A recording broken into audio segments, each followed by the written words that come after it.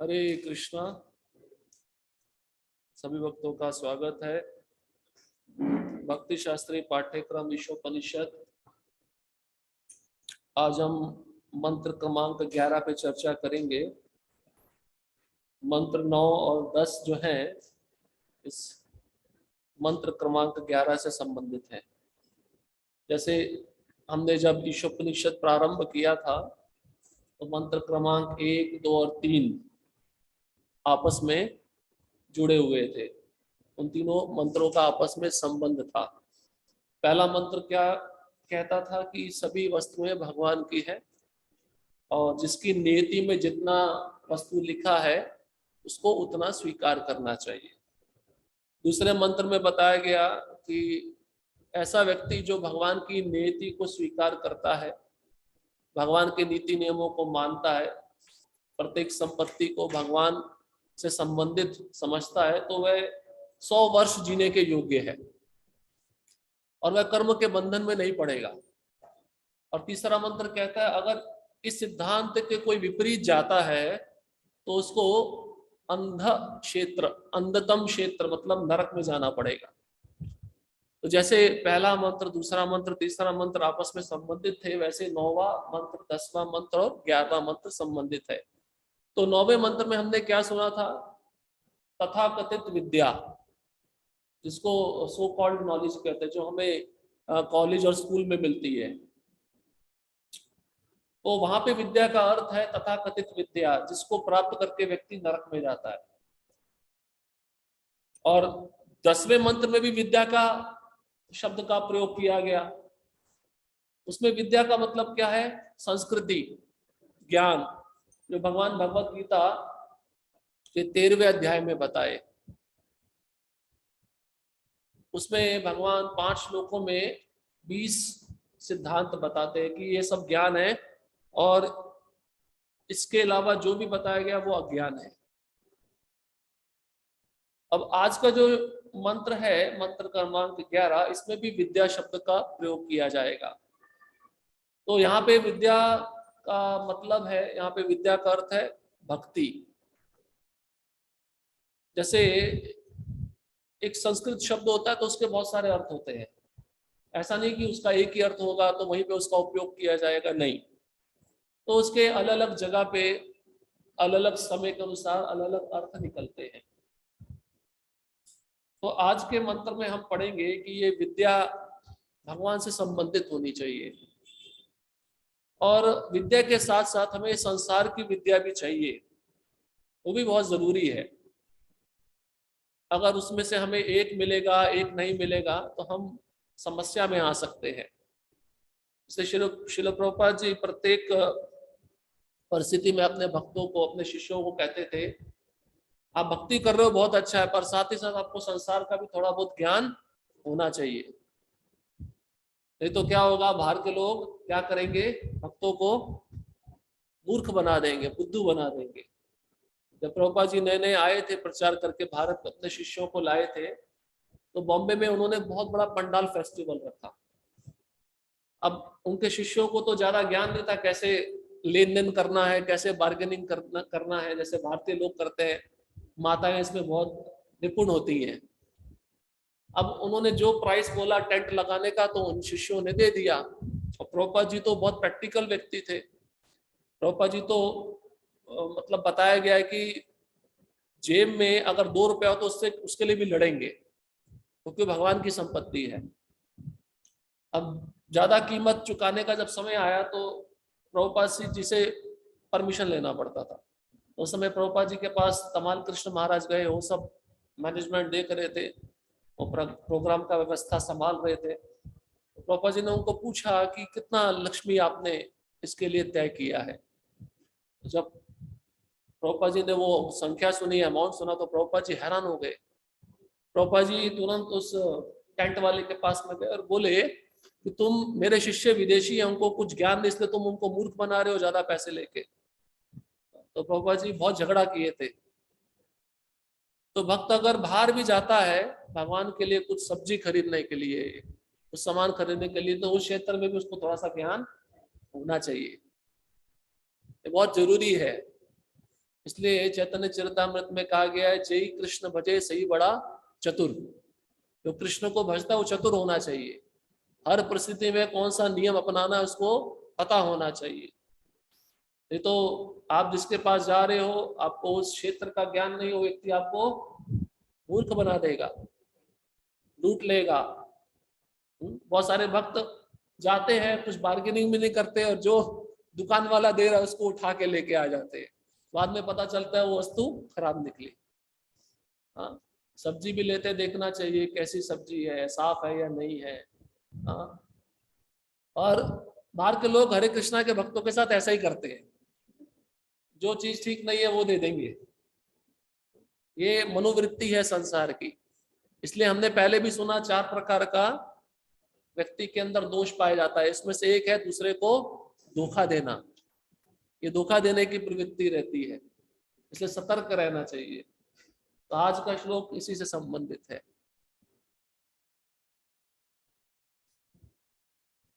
विद्यां च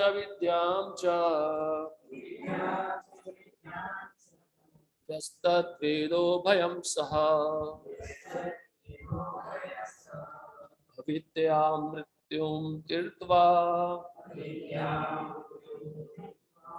विद्यामृतमश्नुते।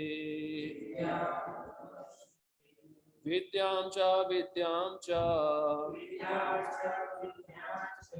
यस्तद्वेदो भयं सः अविद्यां मृत्युं तीर्त्वा विद्यामृतमश्नुते। विद्यां च यस्तद्वेदो भयं सः अविद्यां मृत्युं तीर्त्वा विद्यामृतमश्नुते। शब्दार्थ विद्याम असली ज्ञान को, च और अविद्याम अविद्या को, च तथा यह जो व्यक्ति, तत् वह वेद जानता है, उभयम दोनों, सह एक ही समय, अविद्या अज्ञान के सेवन से, मृत्युम बारंबार आने वाली मृत्यु को, तीर्थवा पार करके, विद्या ज्ञान से, अमृतम अमरता, अश्नुते भोगता है। अनुवाद और तात्पर्य डिवाइन ग्रेस श्री भक्तिवेदांत स्वामी श्रील प्रभुपाद द्वारा। श्रील प्रभुपाद की जय। अनुवाद, जो अविद्या की कार्य प्रक्रिया तथा दिव्य ज्ञान विद्या को साथ साथ सीख सकता है, केवल वही बारंबार होने वाले जन्म मृत्यु के प्रभाव को पार कर सकता है और अमरता के पूर्ण वरदान को भोग सकता है। तो देखिए यहाँ पे शब्दार्थ में जो पहला शब्द है विद्याम, उसका अर्थ बताया असली ज्ञान। असली ज्ञान क्या है? शास्त्र का ज्ञान। जीवेर स्वरूपो कृष्ण नित्यदास, जो ज्ञान भागवतम और भगवत गीता में दिया गया वो असली ज्ञान है। और फिर दूसरा शब्द प्रयोग किया गया अविद्याम। अविद्या मतलब अविद्या। इस संसार में हम बहुत सारे कार्य करते हैं, हर एक व्यक्ति अपने वर्ण में रहता है, अपने आश्रम में रहता है, उस वर्ण और आश्रम के अनुसार कार्य करता है। अगर वह कार्य भगवान से संबंधित नहीं होते हैं तो उसको अविद्या कहा जाता है। तो भक्तगण क्या करते हैं, उस कार्य को भगवान के साथ जोड़ देते हैं, और जब उस विधि में भी उनको सही ज्ञान प्राप्त होता है तब वो अविद्या से मुक्त हो जाते हैं। प्रभुपाद जी कहते हैं हर एक क्षेत्र के बारे में थोड़ा थोड़ा पता होना चाहिए, और सब क्षेत्रों के बारे में पता होना मतलब कृष्ण को जानना। वेदेश सर्वेर अहमेव वेद्यो, वेदों को पढ़ना मतलब कृष्ण को जानना, और कृष्ण को जानना मतलब वेदों को पढ़ना। इसलिए हर एक क्षेत्र में भक्त को नॉलेज होना ही चाहिए, ये बहुत आवश्यक है। जैसे उदाहरण के रूप में एक बार क्या हुआ, परम पूज्य राधानाथ महाराज विदेश में थे, यूरोप के टूर में थे और हरिनाम चल रहा था। वहाँ पे हरिनाम ज़्यादा आबादी तो होती नहीं है, जनसंख्या होती नहीं, कम जनसंख्या रहती है, तो बीच बीच में जंगल पड़ते हैं। तो महाराज को एक फल दिखा, ब्लूबेरी, दिखने में बहुत अच्छा दिख रहा था, उसमें से चमक रहा था। तो महाराज को इच्छा हुई वो तोड़ने की और खाने की। जैसे महाराज उस ब्लूबेरी को तोड़ने लगे तो एक शिष्य पीछे से आया, उसने बोला महाराज इसको मत तोड़िए, जहर है। तो महाराज को पता नहीं था, पर जैसे महाराज थोड़ा आगे गए तो उनको रेड बेरी दिखा। तो महाराज बोले ये मैं तोड़ सकता हूँ? तो शिष्य बोला हाँ ये तोड़ सकते हैं, ये खाने के योग्य है। तो दोनों का ज्ञान होना चाहिए। अगर दोनों चीजों का ज्ञान नहीं होगा तो संतुलन नहीं बैठेगा, व्यक्ति से गड़बड़ हो जाएगा। इसलिए बताया गया विद्या च अविद्या, दोनों का नॉलेज होना ही चाहिए। अब तात्पर्य पे आते हैं। प्रभुपाद जी तात्पर्य का शुरुआत करते हैं, भौतिक जगत की सृष्टि के समय से ही प्रत्येक जीव स्थायी जीवन प्राप्त करने का प्रयास करता रहा है, लेकिन प्रकृति के नियम इतने क्रूर हैं कि कोई भी मृत्यु से बच नहीं सका है। ये सत्य है ना? हर एक व्यक्ति अपने को बचाने का प्रयास करता है। अब कॉस्मेटिक इंडस्ट्री का नाम सुना है आपने? कॉस्मेटिक, तो चेहरे पे लीपा पोती की जाती है। आजकल का जो मनोरंजन समाज है, इसमें पिक्चरें आती हैं, मूवीज आती हैं, उसमें जो मेकअप होता है सब इस कॉस्मेटिक इंडस्ट्री पर टिका हुआ है। और आजकल तो ऐसा फैशन हो गया है कि अगर कोई पिक्चर में काम भी ना करे, जरा सा घर से बाहर जाए तो उसको भी सज धज के जाने की इच्छा होती है कि भाई मैं अच्छा दिखूं, लोग मेरे को काला ना समझें। ठीक है। अब ये कॉस्मेटिक इंडस्ट्री क्यों फल फूल रही है पता है आपको? इसके पीछे क्या कारण है? व्यक्ति बूढ़ा नहीं दिखना चाहता, इसके पीछे कारण ये है क्योंकि आप देखिए कॉस्मेटिक सर्जरी कराने के पीछे उद्देश्य क्या होता है कि चेहरा बिगड़ना नहीं चाहिए, सुंदरता कायम रहनी चाहिए, झुर्रियां नहीं आनी चाहिए, जिसको इंग्लिश में रिंकल्स बोलते हैं, मांस लटक जाता है, अच्छा नहीं दिखता ना, और बाल सफेद नहीं होने चाहिए। व्यक्ति बहुत प्रयत्न करता है, पर कितना भी प्रयत्न कर ले आयु के साथ वो वस्तु आपके साथ में घटेगी ही। हाँ, बुढ़ापा आप रोकना चाहो रोक सकते हो। जैसे मैं अभी आपको बोलूं कि सूर्य चल रहा है अपनी गति से, मैं सूर्य को चेन के द्वारा पकड़ लेता हूं, संभव है क्या? अब घड़ी चल रही है, घड़ी का मैं वो जो सुई है अंदर का तोड़ देता हूं, वो तोड़ने से क्या समय रुक जाएगा? काल अपनी गति से चल रहा है। इसलिए जिसने इस संसार में भौतिक शरीर प्राप्त किया है उसको वृद्ध अवस्था प्राप्त होगी ही। इसलिए व्यक्ति बने रहना चाहता है, मृत्यु को प्राप्त नहीं होना चाहता।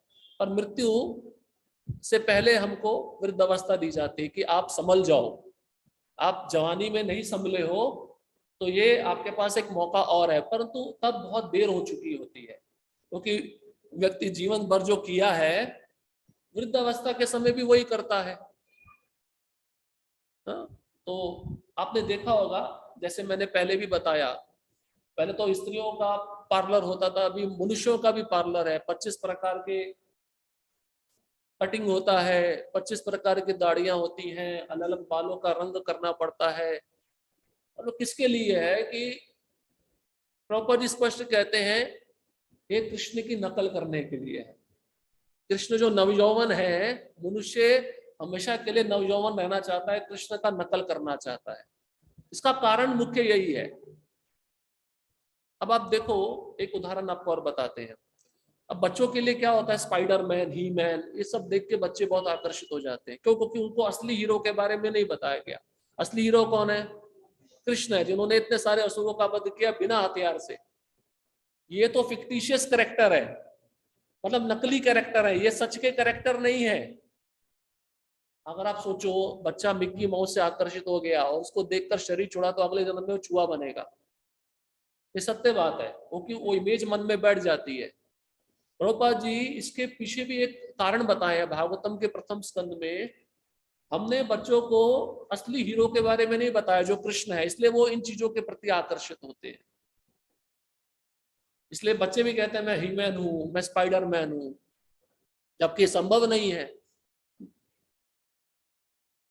तो प्रत्येक व्यक्ति अपने को इस संसार में बनाए रखना चाहता है, अपने अस्तित्व को बनाए रखना चाहता है, चाहे उसके लिए उसको कितना भी संघर्ष क्यों ना करना पड़े। इसलिए गीता में भगवान कृष्ण कहते हैं ममे वांशो जीव लोके जीव भूत सनातना मन षष्ठानि इंद्रियाणी प्रकृति स्थानी कर्षति। ये जीव 5 इंद्रियों और मन के साथ संघर्ष कर रहा है अपने अस्तित्व को बनाए रखने के लिए। अब बीमारी पे आ जाइए। बीमारी को हम रोक नहीं सकते हैं। बचपन में आपको पता होगा, अभी जैसे चिकन पॉक्स होता था तो हमारे उधर माता बोलते थे, माता आ गई है।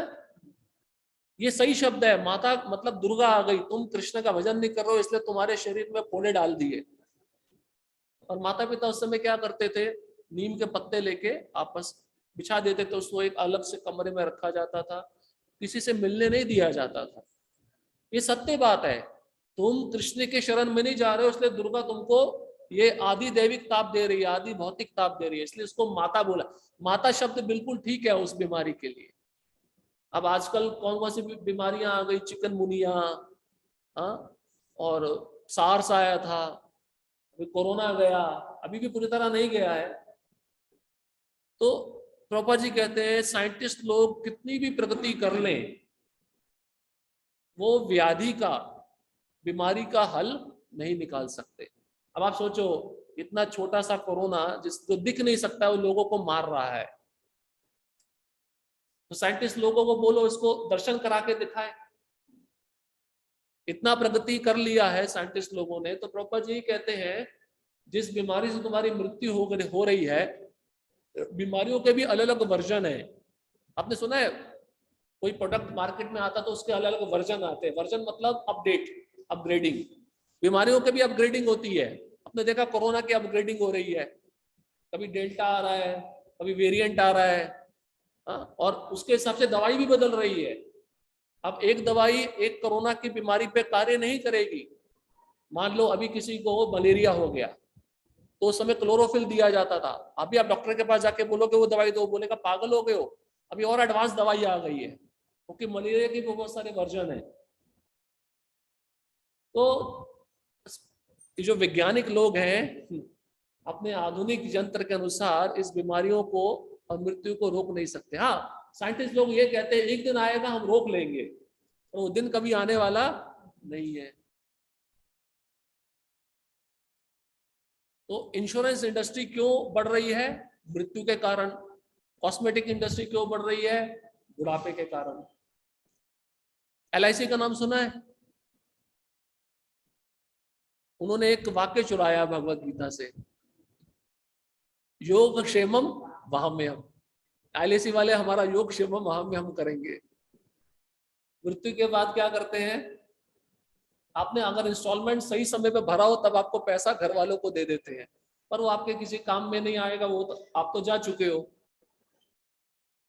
और कृष्ण वादा कर रहे हैं भगवत गीता में, जो मेरी शरण में आता है, जो नहीं है मैं देता हूँ, और जो है उसकी रक्षा करता हूँ। उसको कहते हैं योग क्षेमम वहाम्यहम्। तो इनके पास जो वाक्य है, जो सिद्धांत है, वो भी भगवान से चुराए गए हैं, और उस पर सही से अमल नहीं कर रहे, हमको धोखा दे रहे हैं और हम धोखा खा रहे हैं। है या नहीं है भाई? मृत्यु तो एक दिन आएगी। जैसे मैंने पहले भी एक उदाहरण बताया था, हम एक किराए के शरीर में रह रहे हैं, ये अपना शरीर तो नहीं है। अब मान लीजिए कोई स्त्री किराए के घर में रह रही है, उसका अपना घर नहीं है, तो एक नोटिस, पहले तो एक एग्रीमेंट साइन किया जाता है, इतने समय तक उसको उस घर में रहना है। अगर वो अवधि को बढ़ाना चाहती है तब एग्रीमेंट एक नया साइन किया जाता है। अगर एग्रीमेंट नहीं साइन किया जाता और जो मकान का मालिक है उसने अंतिम नोटिस दे दिया कि आपको इस तिथि के अनुसार ये घर खाली करना है, तो उसको खाली करना ही पड़ेगा। अब मान लो वो अवधि बढ़ गई है, उसने किराया नहीं दिया, ना नया नोटिस, ना उसने नया एग्रीमेंट साइन किया है, क्या होगा? वो मकान मालिक क्या करेगा? पुलिस को बुलाएगा, जबरन उसको बाहर निकाला जाएगा। अचानक से जब जबरन बाहर निकाला जाएगा, आपको पता नहीं अगली जगह पे कहाँ जाना है, तो क्या होगा? भय भय लगेगा नहीं लगेगा? वही हमारे साथ है। इसलिए हमारी स्थिति कैसी है हम तय नहीं कर पा रहे। भक्तगण भी कभी कभार कंफ्यूज हो जाते हैं, मैं भक्ति कर रहा हूँ, सही कर रहा हूँ या गलत कर रहा हूँ, मुझे इसका फल मिलेगा या नहीं मिलेगा, है या नहीं है? अब भगवान बोले कि भक्ति पे पूर्ण श्रद्धा रखो। अगर भक्ति पे श्रद्धा नहीं है तो आपको जन्म मृत्यु के चक्र में पुनः प्रवेश करना पड़ेगा। तो भक्ति पे श्रद्धा रखना ही होगा। अब अचानक से पुलिस आई और उसके सामान को बाहर फेंकने लगी, मतलब मृत्यु आ गई। और मृत्यु जैसी आई, यमपाश डाल के यमदूत क्या करते हैं, उसको खींचते हैं बाहर, उसके सूक्ष्म शरीर के साथ आत्मा को खींचते हैं। और जो शरीर बहुत आसक्त है स्थान से, व्यक्तियों से, उसको मरते समय बहुत कष्ट होता है। जैसे उस स्त्री को कष्ट हो रहा है, जबरदस्ती उसका सामान बाहर फेंका जा रहा है। तो उस समय अगर वह व्यक्ति बोले मुझे थोड़ा सा समय दे दो, तो क्या वो समय देते हैं? जैसे आजकल के मूर्ख लोग, एक बार क्या हुआ, अमेरिका में एक बहुत ही तेल का व्यापारी था, बहुत रिच था, बहुत अमीर था। और बताया गया है इतना पैसा था कि जब उसने शीशे में अपना एक बाल सफेद होते हुए देखा, उसको भय लग गया। उसने साइंटिस्ट लोगों को बुलाया और बोले मेरे शरीर का टेस्ट करो, और ये जो सफेद बाल हो रहा है इसको मुझे खत्म करना है। आपको इसके लिए कितना भी पैसा चाहिए मैं देने के लिए तैयार हूं। कुछ ऐसा औषधि बनाओ, ऐसा दवाई बनाओ जिसको लेने से मेरे अब सफेद बाल ना हो। उसने बहुत पैसा खर्च किया, बहुत पैसा दिया वैज्ञानिकों को। वैज्ञानिकों ने बहुत रिसर्च किया, वैज्ञानिक भी मूर्ख होते हैं, उनको पैसा चाहिए। अब बहुत पैसा लेने के बाद भी उनका निष्कर्ष यही निकला कि हम इसका औषधि नहीं निकाल सकते। अब उसको भय लग गया। क्या भय लग गया? मेरी मृत्यु का भय, कि मेरा शरीर जीर्ण हो रहा है और मेरा जो व्यापार है उसको कौन संभालेगा। अचानक से उसको इस भय के कारण थोड़ा हार्ट अटैक आ गया, और वो हॉस्पिटल में जब एडमिट हुआ तो डॉक्टर को ये कहने लगा कृपया करके मेरा 5 महीना बढ़ा दो, उसके लिए आपको जितना भी पैसा चाहिए मैं देने के लिए तैयार हूं। उस समय डॉक्टर भी बोले कि हम कुछ कर नहीं सकते हैं। कभी कभार हम डॉक्टरों को भगवान मानने लगते हैं, पर ये मूर्खता है। डॉक्टर कभी भी भगवान नहीं होते। कोई ऐसा कॉम्प्लिकेटेड इशू आ जाए, ऑपरेशन आ जाए, तो डॉक्टर माइंड में यही बोलेगा आपको भगवान पे ही भरोसा रखना पड़ेगा, उनसे ही प्रार्थना करना पड़ेगा, हमारे हाथ में। और वो साइन भी कराते हैं, हम इसके जिम्मेदार नहीं है। देखो आपसे पैसा भी ले रहे हैं और जिम्मेदार भी नहीं है। ये धोखा है या नहीं है? तो व्यक्ति ना मृत्यु से बच सकता है ना बुढ़ापे से बच सकता है। इसलिए प्रभुपाद जी कहते हैं आप कितना भी प्रयत्न करो, क्रूर प्रकृति के नियम आपको नहीं छोड़ेंगे, नहीं बख्शेंगे। कोई नेता होता है वो गद्दी नहीं छोड़ना चाहता है, या तो इलेक्शन में हार के गद्दी छोड़नी पड़ती है, नहीं तो उसकी मृत्यु होकर ही उसको गद्दी छोड़नी पड़ती है। हम भी इस संसार में पद लिए लेकर बैठे हुए हैं। किसी के पास राष्ट्रीयता का पद है, मैं भारतीय हूँ। किसी के पास इंजीनियरिंग डॉक्टरी का पद है, मैं इंजीनियर डॉक्टर हूँ। किसी के पास ब्राह्मणत्व का पद है, मैं ब्राह्मण हूँ। प्रभुपाद जी कहते हैं ये सब पद मिथ्या है। आत्मा जो कृष्णकांश है उसका एक ही पद है, दास। और वह इस तत्व को समझ ले तो वह सारे भौतिक आसक्तियों से मुक्त हो जाएगा।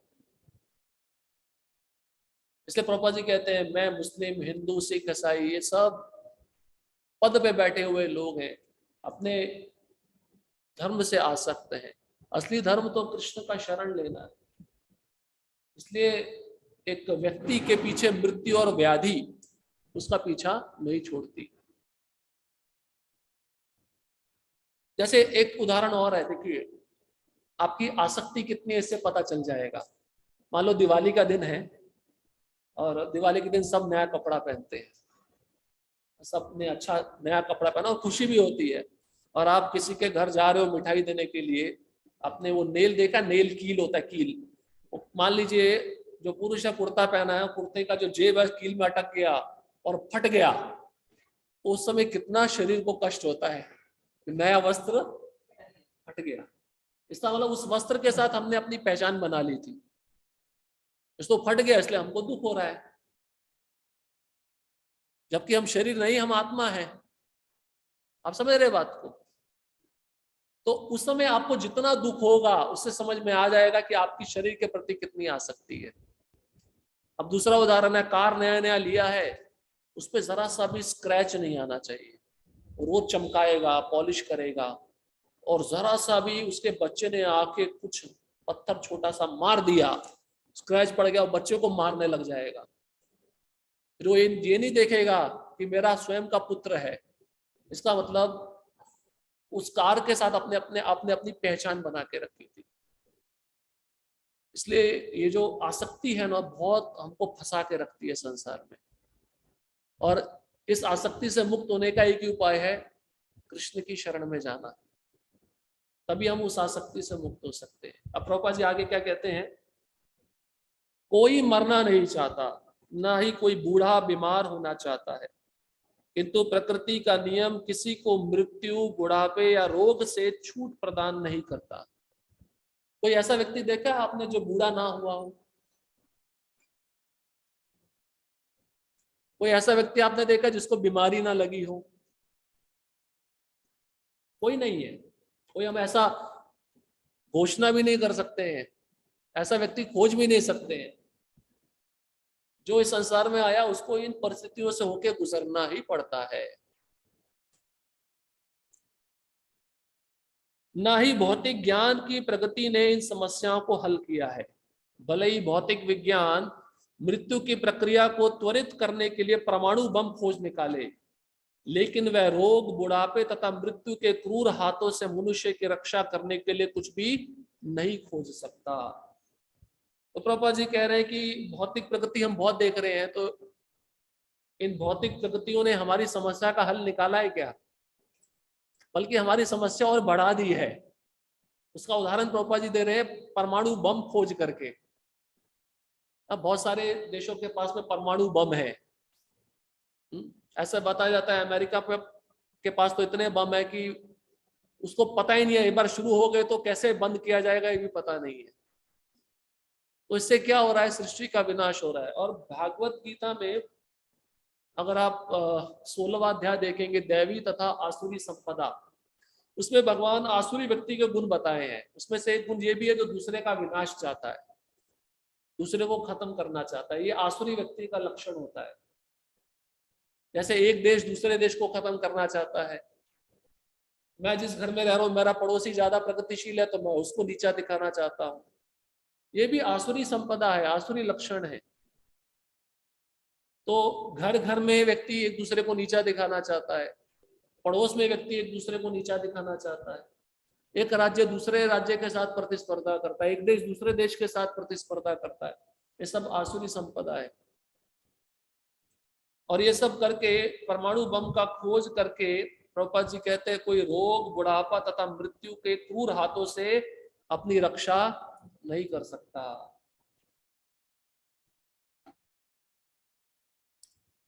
पुराणों में हम हिरण्यकश्यप के कार्यकलापों के विषय में जानकारी प्राप्त करते हैं। अब प्रभुपाद जी उदाहरण दे रहे हैं। जो भौतिक दृष्टि से अत्यंत समुन्नत राजा था, अपनी भौतिक उपलब्धियों तथा अपनी अविद्या की शक्ति के बल पर क्रूर मृत्यु को जीतने की इच्छा से उसने एक प्रकार के ध्यान योग को संपन्न किया जो इतना कठिन था कि उसकी योग शक्ति से सारे लोगों के निवासी विचलित हो उठे। हिरण्यकश्यप का उदाहरण देते हुए प्रभुपाद जी कहते हैं कि इतना बड़ा असुर था, उसके पास बहुत सारी भौतिक उपलब्धियां थी। कैसे? ऐसी भीषण तपस्या किया था जो अभी तक कोई कर नहीं सका है। कैसी भीषण तपस्या की थी उसने? अपने एक पांव पे खड़ा हो गया, एक पांव के अंगूठे पे खड़ा होगा, अंगूठे के नाखून के ऊपर खड़ा हो गया और दोनों हाथ ऊपर कर लिया और मुख ऊपर की तरफ करके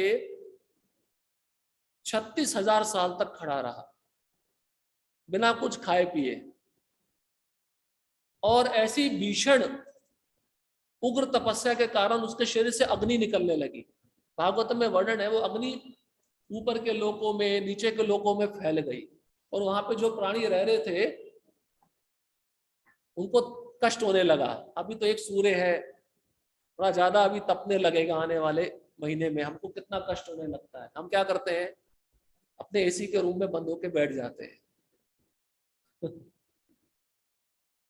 अब उसकी तपस्या से वो सारी अग्नि ऊपर के लोकों में, नीचे के लोकों में, यहां तक कि देवताओं को वो अग्नि सताने लगी। देवताओं को ये अग्नि सताती नहीं है।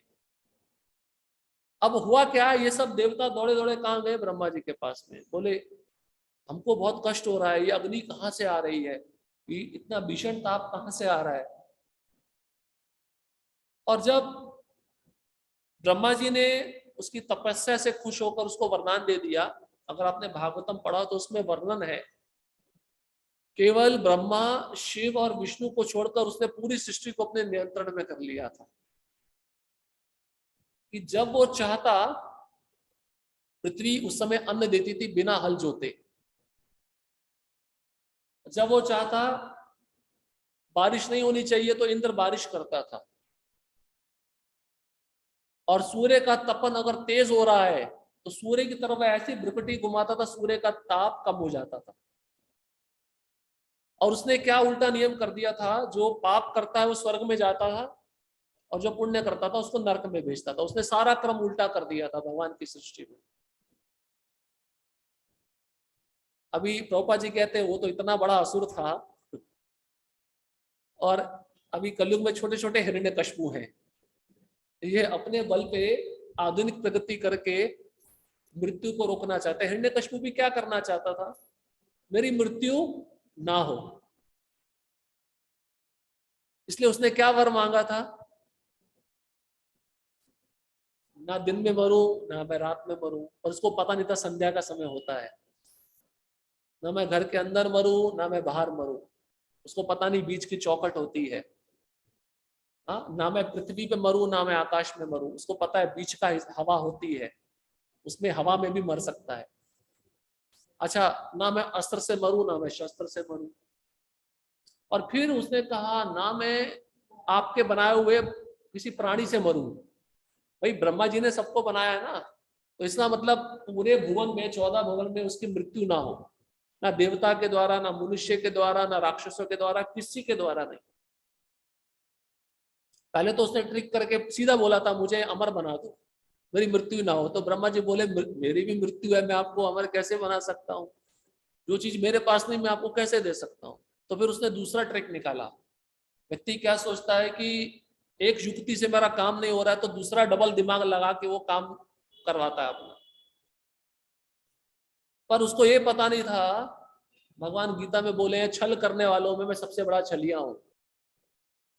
जो मेरे से छल करता है उसके साथ मैं डबल छल करता हूं। तो भगवान ने कैसा रूप बनाया था, नरसिंह का रूप बनाया, जो ब्रह्मा जी के द्वारा बनाया हुआ नहीं है, जबकि ब्रह्मा जी को भगवान ने जन्म दिया है। और उस समय भगवान ने घोषणा भी किया, देखो मैं तुम्हें ना अस्त्र से मार रहा हूं ना शस्त्र से मार रहा हूं, मैं अपने नाखूनों से मार रहा हूं। देख लो, नाखून मृत भी माने जाते हैं, जीवित भी माने जाते हैं, दोनों हैं। मृत कैसे है उसमें जान नहीं है, पर जीवित कैसे बढ़ रहे हैं ना। और फिर भगवान दिखाए ना पृथ्वी है ना आकाश है, तुम्हें अपनी गोद में मार रहा हूं। और ना दिन है ना रात है, देखो सूर्य अस्त हो रहा है। और ना घर के अंदर है ना बाहर है, चौखट के बीच में है। तो प्रभुपाद जी यही कहना चाहते हैं, अरे आजकल के आधुनिक वैज्ञानिक मृत्यु पे नियंत्रण करने का प्रयास भी करें हिरण्यकश्यप की तरह, फिर भी वो मृत्यु पे नियंत्रण नहीं कर सकते। और इतना बड़ा असुर था कि बताया जाता है इंद्र का जो वज्र है उसके शरीर में प्रवेश नहीं कर सकता था। इंद्र ने अपने वज्र से बड़े बड़े पहाड़ काट दिए थे, पर वो वज्र हिरण्यकश्यप के शरीर में प्रवेश नहीं कर सकता था। आप सोचिए कितना बड़ा मैनेजमेंट था उसके पास में। पर प्रहलाद महाराज कहते हैं कि केवल आपके नखों के स्पर्श से ये मार दिया गया। भगवान ने कोई मेहनत नहीं की उसको फाड़ने के लिए, जोर लगा रहे भगवान, केवल भगवान ने अपने नाखून टच किए और उसका जो शरीर था फट गया, अंदर से आंतड़ियां बाहर आ गई। हमारी तरह भगवान को प्रयास नहीं करना पड़ता, मेहनत नहीं करनी पड़ती, जोर नहीं लगाना पड़ता, भगवान के पास अचिंत्य शक्ति है। अब उसका आगे प्रभुपाद जी कहते हैं, उसने ब्रह्मांड के सृष्टा ब्रह्मा जी को अपने पास नीचे उतरने के लिए बाध्य कर दिया। तब उसने ब्रह्मा से अमर होने का वरदान मांगा, जिससे कोई कभी नहीं मरता। ब्रह्मा जी ने कहा कि वह उसे यह वरदान नहीं दे सकते, क्योंकि यद्यपि वे स्वयं सृष्टा हैं और समस्त लोगों पर शासन करने वाले हैं, किंतु वे स्वयं भी अमर नहीं है। जैसे कि भगवत गीता 8.17 से पुष्टि होती है, ब्रह्मा जी दीर्घ काल तक जीवित रहते हैं, लेकिन इसका यह अर्थ नहीं है कि वे अमर हैं। कौन सा श्लोक है भगवत गीता का? ब्रह्मा जी की आयु को दर्शाता है।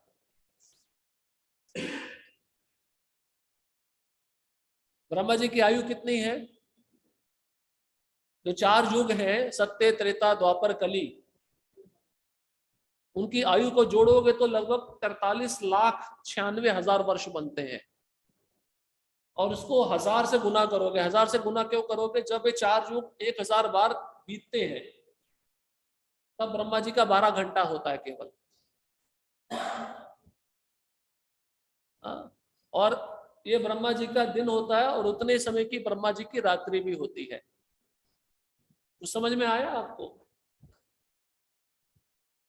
4 युग का आयु 43,96,000 वर्ष गुना 1000, उतना ब्रह्मा जी का 12 घंटा है।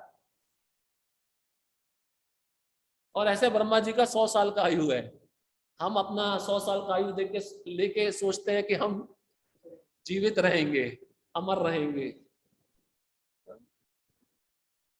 तो और ब्रह्मा जी का आयु, इतना आयु 100 साल का, जो महाविष्णु है, तांडोदकशय विष्णु, वो एक श्वास है। तांडोदकशय विष्णु एक श्वास लेते हैं, ब्रह्मा जी जन्म लेते हैं और श्वास अंदर ले लेते हैं, ब्रह्मा जी की मृत्यु हो जाती है। और वही काणोदकशय विष्णु कृष्ण के अंश हैं। अब सोचो कृष्ण का स्थिति क्या है फिर।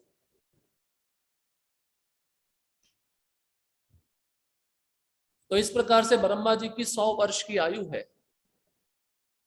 अब ब्रह्मा जी इतने लंबे समय तक अमर रहते हैं हमारी दृष्टि के अनुसार, हमारी मनुष्य की गणना के अनुसार, पर वो भी अमर नहीं है।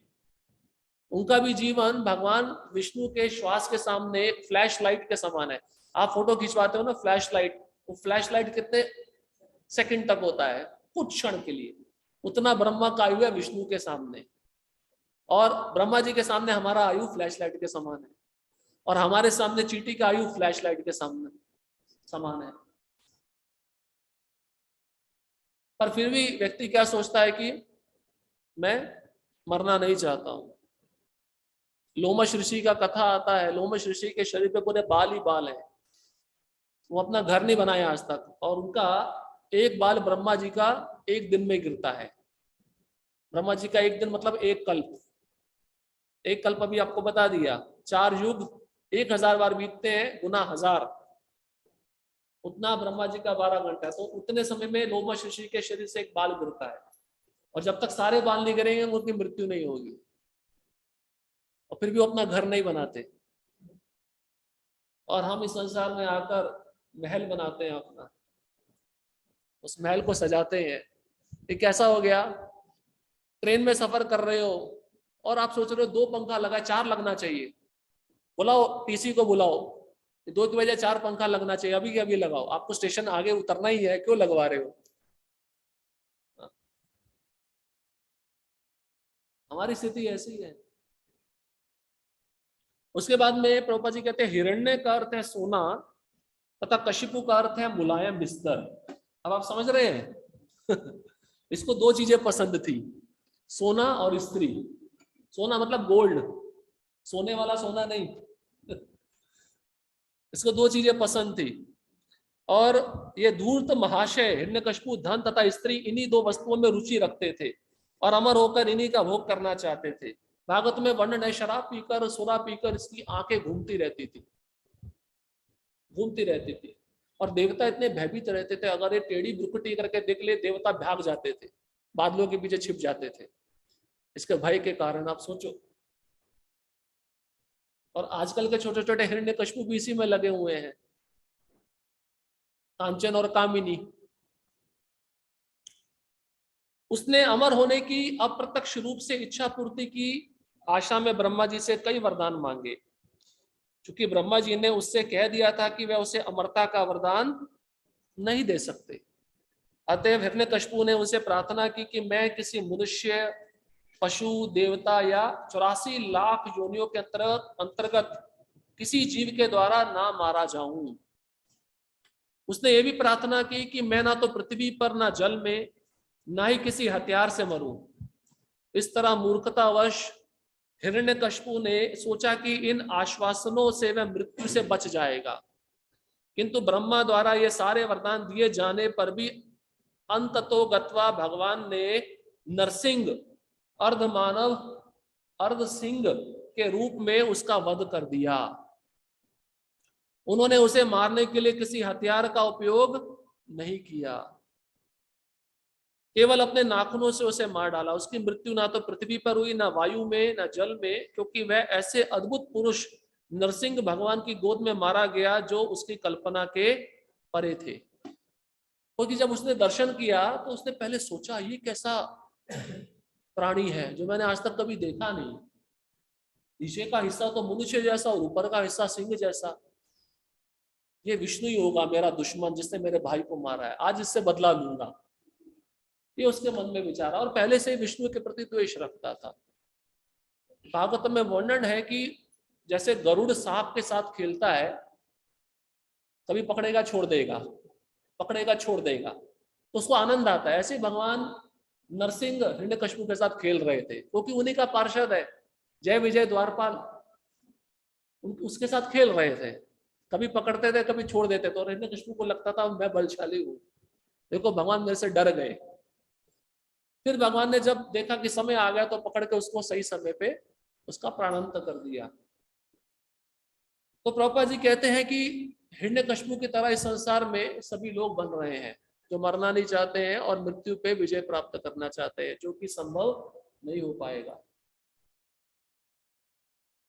कुल मिलाकर इसका सार यही है कि हिरण्यकश्यप जैसा अत्यंत शक्तिशाली भौतिकतावादी भी अपनी विविध योजनाओं से मृत्यु रहित नहीं बन सका, तो फिर आज के शूद्र हिरण्यकश्यप भला क्या कर सकते हैं जिनकी योजनाओं का प्रतिक्षण गला घुटता रहता है या नहीं है? आप कोई प्लान बनाओ, योजना बनाओ, सफल होती है? एक इंग्लिश में बताया गया है, मैन प्रपोजेस गॉड डिस्पोजेस। व्यक्ति अपने इच्छाओं के अनुसार कुछ योजना बनाता है, परंतु भगवान उस पर पानी फेर देते हैं, उसकी योजना को विपरीत कर देते हैं। उसके अंदर क्यों करते भगवान ऐसा? उसके मन में फ्रस्ट्रेशन लाने के लिए, उद्विग्न होने के लिए, कि तुम जितनी भी योजना बनाओगे उसका परिणाम यही है कि तुम सफल नहीं हो पाओगे, क्योंकि ये स्थान तुम्हारे रहने लायक नहीं है, और तुमने अब समझ के रखा है कि ये स्थान मेरे रहने लायक है, मैं यहाँ पे सुखी रह सकता हूँ, जो कि संभव नहीं है। इसलिए बताया जाता है कि जब 4 प्रकार का प्रलय होता है, पहला तो इस शरीर का प्रलय होता है, मृत्यु भी एक प्रलय मानी जाती है। दूसरा प्रलय होता है जब युग का अंत होता है, जैसे कलयुग पूरा समाप्त हो जाएगा, इसको भी प्रलय बोला जाता है, युग का अंत। तीसरा प्रलय होता है ब्रह्मा जी का रात्रि, जब ब्रह्मा जी सोने चले जाते हैं। उस समय क्या होता है, नीचे के लोग पानी में डूब जाते हैं, जन लोक तक पानी आ जाता है, उससे ऊपर नहीं जाता। तो ब्रह्मा जी की रात्रि का समय होता है, जब ब्रह्मा जी सो जाते हैं। उस समय हम सब जीव गर्भोदकशाही विष्णु के उदर में जाते हैं, अपनी अपनी इच्छाओं को लेकर, जो भी इच्छा वर्तमान में है। मान लीजिए अभी ब्रह्मा जी की रात्रि हो गई, आंशिक प्रलय हो गया, हम सभी मर जाएंगे और गर्भोदकशाही विष्णु के उदर में जाएंगे। जो प्लान अभी हमारे मन में, उसी प्लान को लेकर जाकर हम सो जाएंगे। और जैसे ही ब्रह्मा जी का दिन आता है, ब्रह्मा जी उड़ जाते हैं, तो फिर उसी प्लान को लेकर हम जन्म लेते हैं। जैसे उदाहरण के रूप में एक बच्चा है, स्कूल से आया और अपनी माँ को बोला मैं सोने के लिए जा रहा हूँ, थक गया हूँ, मुझे 6 बजे उठा देना, पिक्चर जाना है, मुझे पिक्चर देखने के लिए जाना है। तो वो प्लान लेके क्या सोया, पिक्चर देखने का। और 6 की बजाय 6:30 बज गया। जैसे उठा उसने बोला अरे पिक्चर देखने जाना, तो तुरंत उठ के पिक्चर भागने के लिए जाने लगा। तो हमारी स्थिति भी ऐसी होती है, हम जो इच्छा लेकर ब्रह्मा जी की रात्रि के समय जब आंशिक प्रलय होता है, विष्णु के गर्भ में प्रवेश करते हैं, और जब हमारी पुनः सृष्टि होती है, ब्रह्मा जी का दिन आता है, तब हम उसी प्लान को लेकर आगे का कार्य करते हैं। और चौथे प्रकार का प्रलय पूर्ण प्रलय, जब ब्रह्मा जी का 100 साल बीत जाता है, ब्रह्मा जी की मृत्यु हो जाती है, उस समय नीचे के लोग ऊपर के लोग सारे ध्वस्त हो जाते हैं। ये 4 प्रकार का प्रलय शास्त्र में बताया गया। अब प्रभुपाद जी कहते हैं आजकल के जो लोग हैं वो हिरण्यकश्यप बनने का प्रयास कर रहे हैं। कैसे? आपने देखा होगा रात्रि भगवान ने किसके लिए बनाई? सोने के लिए ना। पर हम क्या करते हैं, क्या करते हैं? सोते हैं। अच्छा, माता जी बहुत भूली है। रात को भी काम चल रहा है, मशीनें चल नहीं रही, 3-3 शिफ्ट चल रही हैं। ये हिरण्यकश्यप बनने का प्रयास है, प्रभुपाद जी स्पष्ट कहते हैं। अब रात को व्यक्ति नहीं सोएगा, जो शरीर में एक बायोलॉजिकल क्लॉक होता है, समय पे भूख लगना, समय पे नींद आना, जब वो बिगड़ जाता है ना, तो शरीर का स्वास्थ्य खराब हो जाता है। रात की नींद नहीं लोगे ठीक से, दिन में लोगे, तो शरीर का अभी नहीं पता चलेगा, वो पता आपको बाद में पता चलेगा। तो शरीर का बैलेंस पूरा बिगड़ जाता है, संतुलन नहीं रहता है। तो व्यक्ति वो कार्य क्यों कर रहा है रात में? पैसा ज्यादा कमाने के लिए, थोड़ा एक्स्ट्रा काम करूंगा और उसमें मुझे पैसा ज्यादा मिल जाएगा। देखो एक उदाहरण है, एक व्यक्ति है 12 घंटे काम कर रहा है, उसको मिल रहे हैं 50,000। अब उस कंपनी ने उसको ऑफर दिया तो 4 घंटे एक्स्ट्रा काम कर, तेरे को 5,000 एक्स्ट्रा मिलेंगे, 55,000 मिलेंगे। तो यार हो गया लालच के कारण। देखो एक होता है नीड, एक होता है ग्रीड। नीड मतलब जो आवश्यकता है वो ठीक है, पर जब आप नीड के आगे जी लगा दोगे, ग्रीड बना दोगे, उसको लोभ बना दोगे, तब समस्या खड़ी हो जाएगी। तो उसने 4 घंटा एक्स्ट्रा काम शुरू किया। अब वो 4 घंटा एक्स्ट्रा काम किया तो शरीर पे जोर पड़ने लगा। जोर पड़ने के कारण शरीर में बीमारी होने लगी। डॉक्टर के पास में गया और जो 5,000 एक्स्ट्रा कमा रहा था डॉक्टर पे खर्च कर रहा है। ये हिरण्यकश्यप की स्थिति है। तो बन नहीं सकता है, सबको सेंटर पॉइंट बनना है संसार में। जो को भी सेंटर पॉइंट बनता है, व्यक्ति क्या करता है, उसको शूट करके वो पद प्राप्त करना चाहता है। पर सेंटर में तो कृष्ण ही रहेंगे और कोई रह नहीं सकता, क्योंकि ब्रह्मा जी ने कहा है ईश्वरा परमः कृष्णा सच्चिदानंद विग्रह अनादिरादिर गोविंद सर्व कारण कारणम। परम ईश्वर तो कृष्ण ही है। हिरण्यकश्यप भी ईश्वर बनना चाहता था ना। आगे प्रभुपाद जी कहते हैं श्री ईशोपनिषद जीवन संघर्ष को जीतने के लिए एकांगी प्रयास ना करने की शिक्षा देता है। एकांगी प्रयास मतलब अपनी तरफ से ही आप सफल नहीं हो सकते, अपनी तरफ से प्रयास करके आप सफल नहीं हो सकते। जैसे कोई बोले मैं अपने बलबूते पे सब कुछ करके दिखाऊंगा, उसको कहते हैं एकांगी प्रयास। भक्ति में भी भक्तों का संग चाहिए होता है, अकेले से भक्ति नहीं होती। प्रत्येक व्यक्ति अपने अस्तित्व को टिकाए रखने के लिए कठोर संघर्ष कर रहा है, लेकिन प्रकृति के नियम इतने कड़े और सटीक है कि वह किसी को उनका उल्लंघन नहीं करने देते। स्थायी जीवन प्राप्त करने के लिए मनुष्य को भगवत धाम वापस जाने के लिए तैयार रहना चाहिए। अब एक होता है स्थायी जीवन, एक होता है अस्थायी जीवन। अभी हम कौन सा जीवन जी रहे हैं? अस्थाई, इसको कहते हैं टेम्परेरी, क्षणिक। और जो भगवत धाम का जीवन है वो कैसा है? स्थायी जीवन। चारवाक मुनि का फिलॉसफी सुना? चारवाक मुनि एक मुनि हुए थे भारत में, जिनका नाम था चारवाक, जिनका सिद्धांत ऐसा था इडम गितवा घृतम पिबेत यावन जीवेत सुखम जीवेत भस्मी भूत भूतस्य देहस्य किम पुनः पुनः आगमनो भवेत। मतलब घी पियो, चाहे चोरी करके पियो, डकैती करके पियो, पर घी पियो। बैग बोरो स्टील, उसको बोलते हैं। बैग मतलब भीख मांगना, बोरो मतलब उधार लेना, स्टील मतलब चुराना। घी पियो, उससे क्या होगा? आप सुखी रहोगे। यावत जीवेत सुखम जीवेत भस्मीभूत तस्य देहस्य, एक दिन ये शरीर भस्म होने वाला, उससे पहले घी पी लो। ये चारवाक मुनि का सिद्धांत है, और उसी सिद्धांत के अनुसार आजकल की पीढ़ी चल रही है। वो घी नहीं पी रही, पर घी की जगह क्या आ गया? पैसा। Money is sweeter than honey, Prahlad Maharaj बोलते हैं। जो पैसा है वो मद से भी मीठा है। प्रहलाद महाराज बोलते हैं पैसे के लिए व्यक्ति अपनी जान भी देने को तैयार है। उदाहरण पता है? सैनिक बॉर्डर पे जाके गोली खाने के लिए तैयार है। हमने ऐसा सुना था, जो कश्मीर में पुलिस या मिलिट्री तैनात की जाती है उसको एक्स्ट्रा पैसे दिए जाते हैं, और वो लोग एक्स्ट्रा पैसे लेने के लिए वहां पे पोस्टिंग करवाते हैं अपना स्पेशल, मतलब हम टेररिस्ट का गोली खाएं।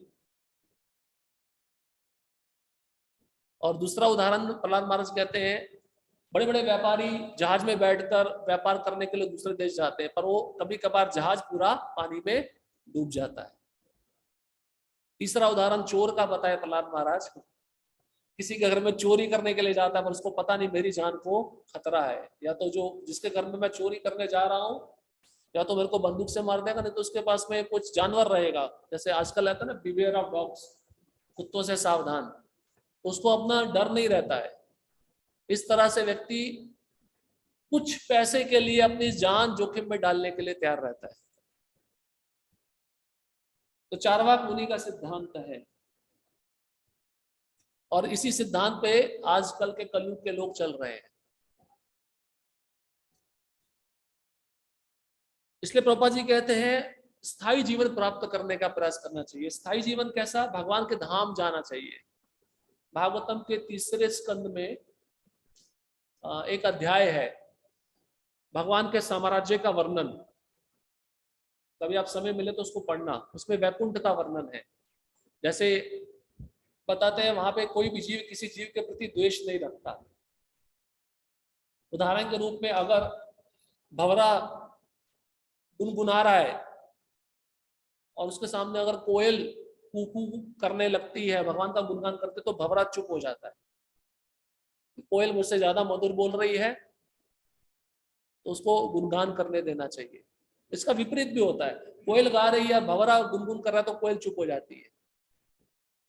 फिर दूसरा उदाहरण बताते हैं, भगवान के चरणों में बहुत सारे सुगंधित पुष्प रखे हैं, और जैसे ही वे पुष्प देखते हैं कि सामने से तुलसी आ रही है तो सारे पुष्प हट जाते हैं, क्योंकि तुलसी का ज्यादा स्थान है। इसका मतलब वहां पे किसी भी जीव का दूसरे जीव के प्रति द्वेष नहीं है। इसलिए उसको वैकुंठ जगत कहते हैं, जहाँ पे किसी के प्रति कोई द्वेष नहीं। वहां पे भागवतम के एक श्लोक में वर्णन है, ब्रह्मा जी कहते हैं वृंदावन में शेर और हिरण दोनों साथ रहते हैं, साथ में पानी पीते हैं। वो इस भौतिक जगत में देखा नहीं जा सकता। तो ऐसे स्थान में हमें जाने का प्रयास करना चाहिए। और वहां पे जो भक्त रहते हैं भगवान के, वो भी विवाहित होते हैं, गृहस्थ होते हैं, उनकी सुंदर पत्नियां होती हैं, और उस विमान में जब वे बैठते हैं तो दोनों पति पत्नी का उद्देश्य भगवान का गुणगान करना होता है। वे एक दूसरे के सौंदर्य के प्रति आकृष्ट नहीं होते। प्रभुपाद जी कहते हैं वहां पे कोई मैथुन जीवन नहीं है। वो आकृष्ट नहीं होते, क्यों? क्योंकि उनका केंद्र बिंदु कृष्ण का गुणगान है। अगर वही सिद्धांत अगर अभी हम लागू कर ले अपने आश्रम में, चाहे वह ब्रह्मचारी हो चाहे वह गृहस्थ हो, तो किसी के प्रति द्वेष ही नहीं होगा, हम किसी के प्रति आकृष्ट नहीं होंगे। समस्या क्या आती है? जब केंद्र बिंदु से कृष्ण हट जाते हैं और उस व्यक्ति का स्वयं स्वार्थ आ जाता है। इसलिए स्थायी जीवन प्राप्त करने का प्रयास करना चाहिए, प्रभुपाद जी कहते हैं। आगे प्रभुपाद जी कहते हैं जिस विधि से भगवान के पास वापस जाया जाता है वह ज्ञान की एक अलग शाखा है, और उसे उपनिषदों, वेदांत सूत्र, भगवत गीता, श्रीमद् भागवत जैसे वैदिक शास्त्रों से सीखना पड़ता है। इस जीवन में सुखी रहने तथा इस भौतिक शरीर को त्यागने के बाद स्थायी आनंद में जीवन प्राप्त करने के लिए मनुष्य को यह पवित्र साहित्य पढ़ना चाहिए और दिव्य ज्ञान प्राप्त करना चाहिए। बद्ध जीव ईश्वर के साथ अपने नित्य संबंध को भूल चुका है और उसने गलती से अपने अस्थायी जन्म स्थान को ही सर्वस्व मान लिया है। भगवान ने कृपा करके भारत में उपयुक्त शास्त्र तथा अन्य देशों में अन्य शास्त्र प्रदान किए हैं, जिससे भुलक्कड़ मानव को स्मरण दिलाया जा सके कि उसका घर इस भौतिक जगत में नहीं है। जीव एक आध्यात्मिक अस्तित्व है और वह अपने आध्यात्मिक घर को वापस लौटकर ही सुखी हो सकता है। एक छोटी सी बच्ची थी, जन्म लिया था गांव में, और उसके माता पिता ने विचार किया इसको शहर में अपने रिश्तेदारों के पास छोड़ देते हैं, तो शहर में अच्छे से पढ़ेगी लिखेगी और अपने काबिल बन जाएगी। तो छोटी थी, जन्म लिया था, उसको पता तो नहीं था मेरे माता पिता कौन है। तो इस स्त्री ने जिसने जन्म दिया था उस बच्ची को, उसने अपनी बहन को दे दिया, शहर में जो रहती थी। अब उस बहन ने और बहन के पति ने उस बच्ची का पालन पोषण किया। अब पालन पोषण किया, बच्ची बड़ी हो गई, बड़ी होते होते कॉलेज में गई, कॉलेज में पढ़ने लगी तो बहुत अच्छे अंक से उसने परीक्षा पास की। तो कॉलेज में गर्मियों की छुट्टियां हो गई। अब जिन दंपत्ति ने उस बच्ची का पालन किया था, उन्होंने कहा कि जिन माता पिता ने तुमको जन्म दिया उसके पास जाओ। तो ये बच्ची क्या कहने लगी, नहीं, असली माता पिता तो आप हो हमारे। इसने क्या समझा, आपने मुझे जन्म दिया है, उन्होंने जन्म नहीं दिया, मैं वहां पे क्यों जाऊं, मेरी तो कोई जान पहचान नहीं है।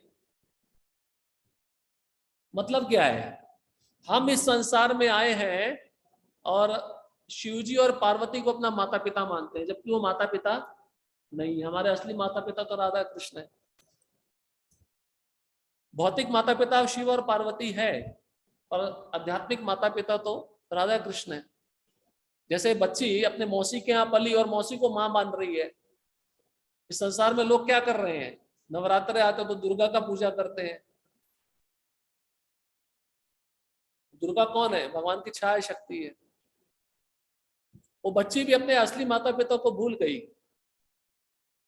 उसी प्रकार से हम भी भूल गए। इसलिए प्रभुपाद जी वहां पे लिख रहे हैं कि मनुष्य को अपना पवित्र जीवन प्राप्त करना तो उसको ये साहित्य पढ़ने होंगे, जिसमें स्पष्ट रूप से बताया गया भुलक्कड़ जीव जो कृष्ण से अपना संबंध भूल चुका है, शास्त्र वो संबंध पुनः स्थापित करते हैं। जैसे प्रभुपाद जी स्टोरी बताते हैं, अनाथ एक बच्चा अपने पिता से बिछुड़ गया है, आप उसको खाना दो, कपड़ा दो, ठीक है, वो टेम्परेरी जीवन के लिए अच्छा है, पर परमानेंट जीवन के लिए तो अच्छा नहीं ना। आप उसको कब तक खाना कपड़ा देते रहोगे, आप उसको सुखी कैसे बना सकते हो, उसके पिता के साथ उसको मिलाकर, सनात देकर, सनात बनाकर। इसलिए हम अपने परम पिता को भूल गए हैं। और जब जीव का परम पिता के साथ पुनः संबंध स्थापित होता है, तभी वो भगवत धाम जाने का प्रयास करता है। देखिए, सबसे बड़ा समस्या क्या है इस संसार में, जीव को हमेशा टॉर्चर किया जा रहा है, प्रताड़ना दी जा रही है। किसके द्वारा, जन्म मृत्यु जरा व्याधि, यही यही उसके साथ चल रहा है और इसको समझ नहीं पा रहा। इसलिए देखिए, जो हमने पिछला मंत्र किया उसमें भगवान क्या बोले, ज्ञान क्या है, जन्म मृत्यु जरा व्याधि को जानना, इसके ज्ञान को समझना। यही जन्म, जो इसको जान लेता है फिर उसका अनुभव होगा ना उसको कि ये जगत रहने लायक नहीं है। इसलिए भगवान क्या बोलते हैं गीता में, दुःखालयम अशाश्वतम, इस प्रकृति के अलावा मेरी एक अन्य प्रकृति है जो शाश्वत है, जिसका कभी विनाश नहीं होता, वो वैकुंठ जगत है। वहां पे आने का जीव को प्रयास करना चाहिए। और उसके लिए क्या भगवान ने हमको मार्गदर्शन दिया है, वेद शास्त्र, भक्तों का संग। इसलिए बताते हैं भक्तों को हमेशा आध्यात्मिक संग में रहना चाहिए। जैसे प्रभुपाद की पुस्तकें हो गई, हरिनाम हो गया, भक्तों का संग हो गया, प्रसाद हो गया, विग्रह हो गया, हरिनाम संकीर्तन हो गया, ये सब आध्यात्मिक तत्व हैं जिस इनके संपर्क में रहने से हम कृष्ण को कभी भी भूलेंगे नहीं। और जहां हमने इन सब वस्तुओं का संग छोड़ दिया तो माया पकड़ लेगी। और माया कैसे पकड़ती है, जैसे चीता हिरण को पकड़ता है, देखा आपने, दूर होता है, चीता पहले आंख से देख लेता है और आंख से देखते ही वो पांव दबा के धीरे धीरे चलता है और बारिश के कारण जिस स्थान पे गड्ढा हो जाता है वहां पे वो बैठ जाता है और प्रतीक्षा करता है सही समय की।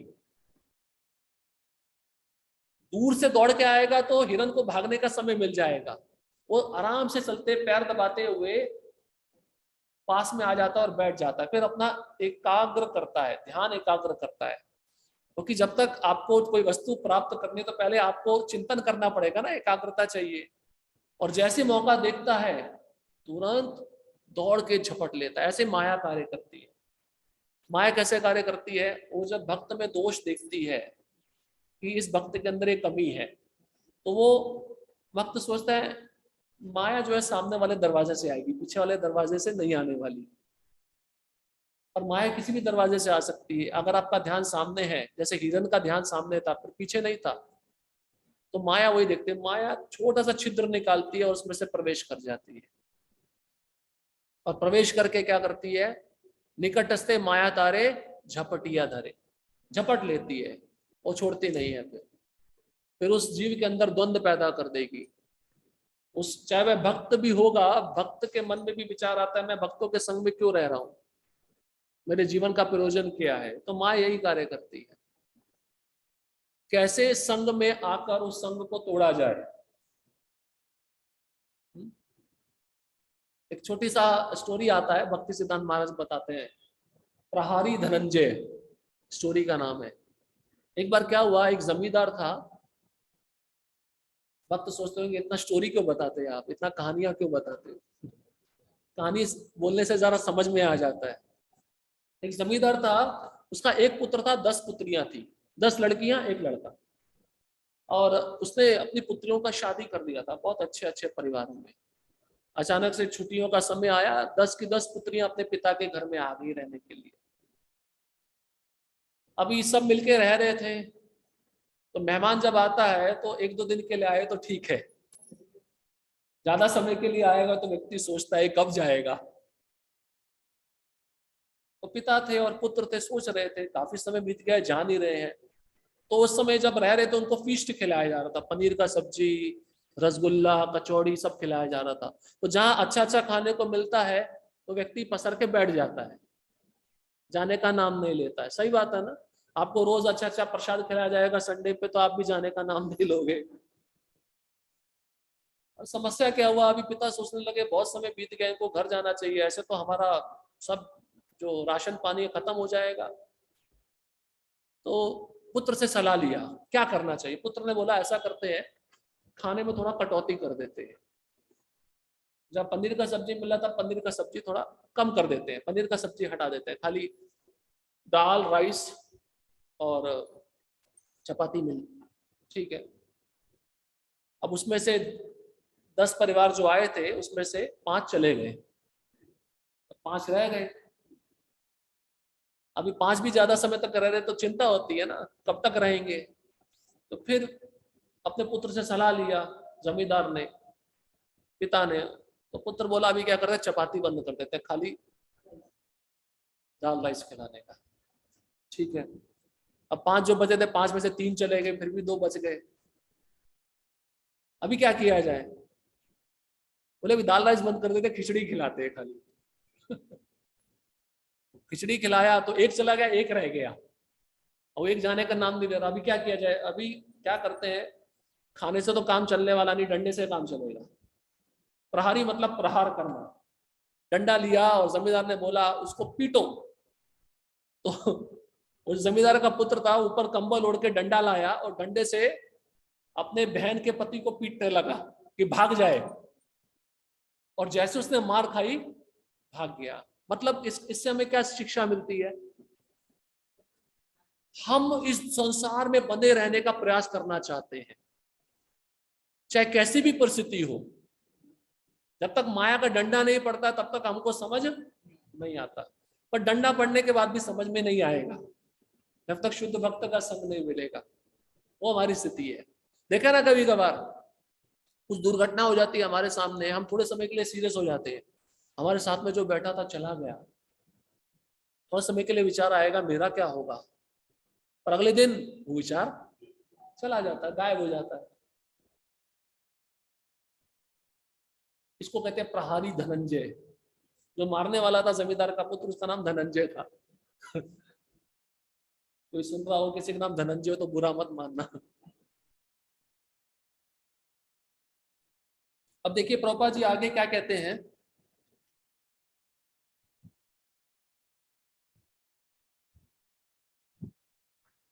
भगवान अपने प्रामाणिक सेवकों को अपने धाम से अपने इस संदेश का प्रसार करने के लिए भेजते हैं,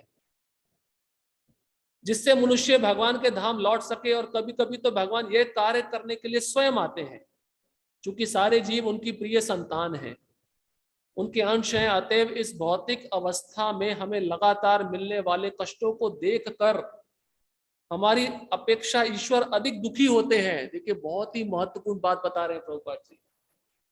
हमको दुख मिल रहा है, हमको कुछ समय के लिए दुख मिलता है, उसके बाद में हम भूल जाते हैं, पर हमारा दुख देखकर भगवान को अधिक कष्ट होता है। क्यों? वो पिता है हमारे। आपके सामने आपके बच्चे को कष्ट होगा, माँ कभी सहन कर पाएगी क्या?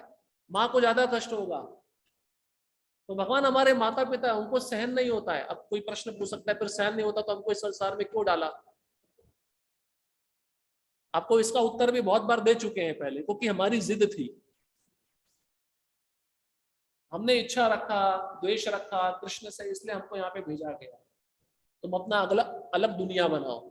जैसे वो बच्चा समुद्र के तट पे रेत का घर बनाता है ना, तो ऐसा स्थिति है। उसको बोलते हैं सैंड कैसल। कैसल मतलब एक महल, सैंड मतलब मिट्टी का महल।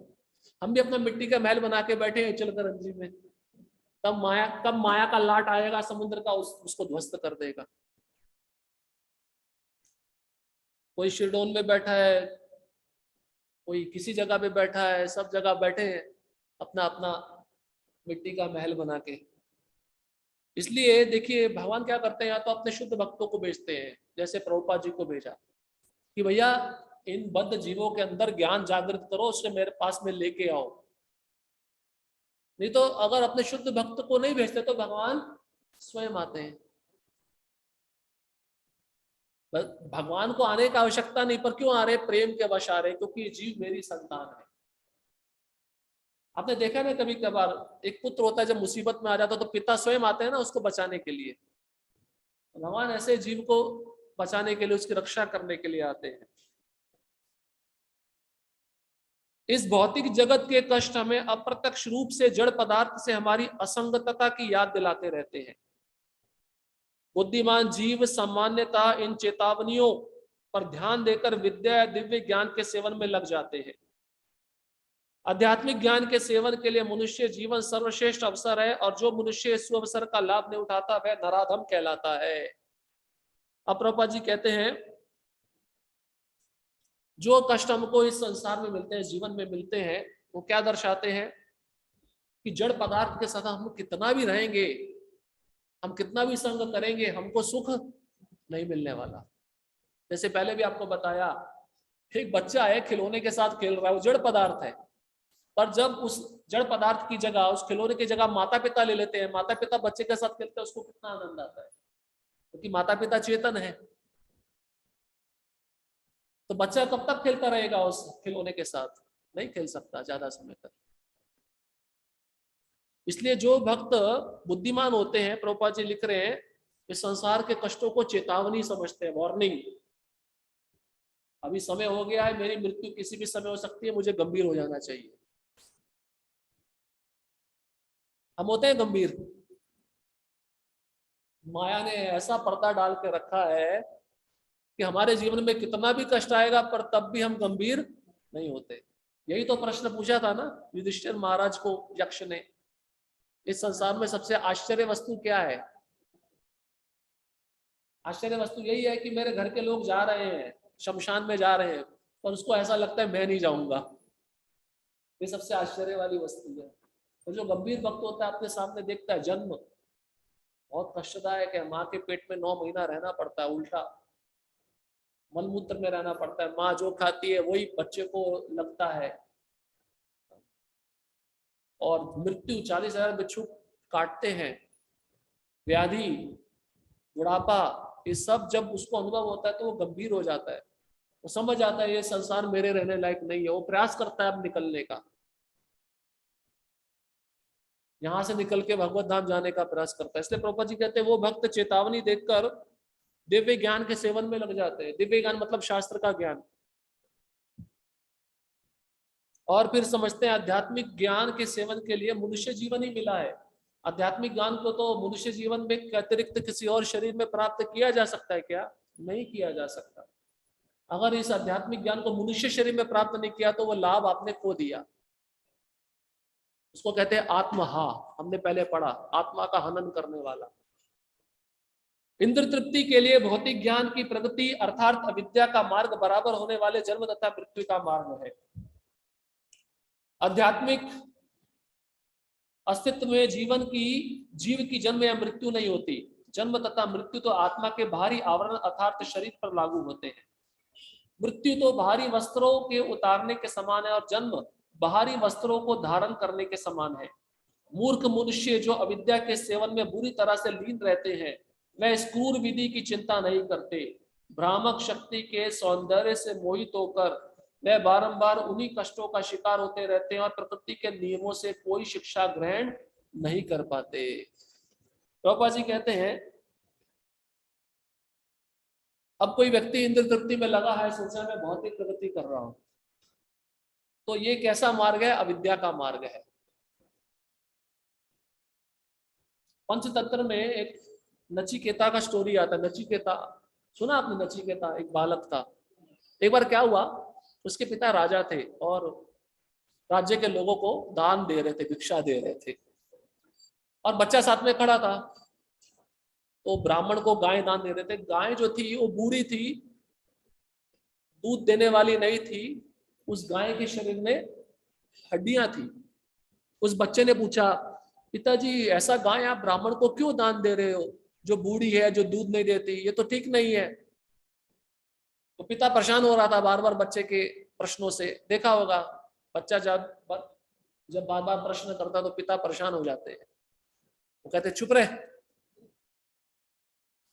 तो थोड़ा क्रोध में आकर उस पिता ने बोला तेरे को यमदूत ले जाए। और यमदूत आ गए, लाइन में लग गए। यमदूत आ गए, लाइन में लग गए।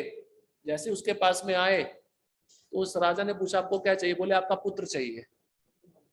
और उस समय राजा सत्य वचनी होते थे। राजा ने दुखी हो गए, मैंने क्यों बोला यमदूत इसको लेके जाए, अब देना पड़ेगा। नचिकेता को भेज दिया यमदूतों के साथ में। अभी यमदूतों के साथ में भेजा तो यमदूत उस बच्चे को लेके गए यमलोक और उसको बिठा दिया। वहां पे यमराज नहीं थे। 3 दिन तक वो बच्चा थोड़ा प्रतीक्षा करता रहा, वेट करता रहा यमराज की। यमराज आ गए। 3 दिन के बाद यमराज ने बोला बच्चे को आपने मेरी वजह से बहुत इंतजार किया है, इसलिए क्षमा चाहता हूं। आप मेरे से 3 वरदान मांग सकते हो, कुछ भी 3 वरदान। वो बच्चा बहुत छोटा था, बुद्धिमान था। उसने पहला प्रश्न पूछा कि स्वर्ग जाने के लिए किस प्रकार का यज्ञ करना आवश्यक है? तो यमराज ने उत्तर दे दिया कि 12 महाजनों में से एक अधिकारी है। उसके बाद में नचिकेता ने पूछा कि इस संसार में दुख क्यों मिलता है? तो यमराज ने उत्तर दिया वो दुख मिलता है जीव के कर्म के अनुसार। तीसरा बहुत अच्छा प्रश्न पूछा। नचिकेता बोला मैंने ऐसा सुना है कि इस सृष्टि के परे एक आध्यात्मिक सृष्टि है जहां पे जाकर व्यक्ति वापस नहीं आता, वहां पे कैसे पहुंचा जाए, वहां पे कैसे जाया जाता है? तो यमराज बोले इस तीसरे प्रश्न का उत्तर मैं नहीं दे सकता, इसके बदले में तुम मेरे से सोने का रथ ले लो, घोड़े ले लो, जमीन ले लो, धन ले लो, मैं देने के लिए तैयार हूं। तो नचिकेता बोला नहीं, मुझे तो उस प्रश्न का उत्तर चाहिए, मुझे आपसे ये सब नहीं चाहिए। यमराज उसकी परीक्षा ले रहे थे तो यमराज ने सोचा बहुत गंभीर है, योग्य है। देखिए यमराज अभी क्या उत्तर देते हैं। यमराज कहते हैं देखो नचिकेता, 2 मार्ग है, 2 रोड हैं, 2 रास्ते हैं। एक रास्ता पूरा ट्रैफिक जाम है, जिसमें गाड़ियां लगी हुई हैं, हॉर्न बज रहे हैं, हर एक को आगे बढ़ना है, कोई छोटी सी जगह देखता उसमें से निकलने का प्रयास करता है, देखा ना आपने। और दूसरा रोड है पूरा खाली है, उसपे क्वचित आपको एक या दो ही आदमी मिलेंगे। नचिकेता ने पूछा दो मार्ग कौन से हैं? बोले एक मार्ग है इंद्र तृप्ति का मार्ग, जो भीड़ से भरा हुआ है, जिसमें हर व्यक्ति को बॉस बनना है, क्योंकि सबको देखा ना आपने, ट्रैफिक चलाते समय मैं पहले आगे निकलूंगा। अब वो पूरा भरा हुआ मार्ग है, आप कैसे आगे निकलोगे? ट्रैफिक जाम है। और जो खाली मार्ग है वो भक्ति का मार्ग है, भगवत धाम जाने का मार्ग है, बिल्कुल खाली। उसमें क्वचित आपको एक या दो शुद्ध भक्त मिलेंगे जो आराम से अपनी गाड़ी दौड़ाते रहते हैं। अब ये जो इंद्र तृप्ति वाला मार्ग है ना, इस पे चल के आप अपने गंतव्य स्थान पे पहुंच नहीं पाओगे। आप कभी एयरपोर्ट जाओगे, रेलवे स्टेशन जाओगे, आप सोचते हो मैं 1 घंटे में पहुंच जाऊं, पर ट्रैफिक जाम में फंस गए तो एक की बजाय 4 घंटा लग जाता है। तो जो व्यक्ति इंद्र तृप्ति के मार्ग पे चल रहा है उसको कई जन्म लगेंगे भगवत धाम जाने में, जमराज समझा रहे हैं। और दूसरा जो खाली मार्ग है बिल्कुल साफ है, हाईवे, उसमें कितना भी स्पीड से दौड़ाओ कोई एक्सीडेंट नहीं होगा। उसमें एक्सीडेंट हो सकता है, एक्सीडेंट मतलब जन्म मृत्यु जरा व्याधि में वापस आना पड़ेगा, और इसमें कोई एक्सीडेंट ही नहीं है क्योंकि कोई ट्रैफिक ही नहीं है, गाड़ी स्मूथ चल रहा है और जल्दी पहुंच जाएगा, ज्यादा देर नहीं लगेगा उसको।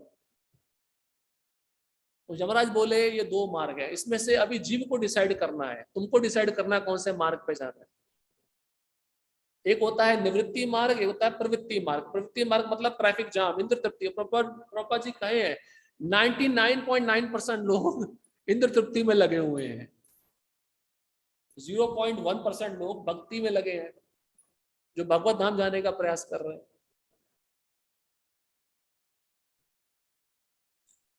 इसलिए प्रभुपाद जी कहते हैं कि जीव का जो जन्म और मृत्यु है वह आध्यात्मिक रूप से नहीं होता है, भौतिक रूप से होता है। देखा ना आपने, अंदर जो आत्मा आध्यात्मिक है वो तो मर नहीं सकता है, बाहर का शरीर मरता है ना।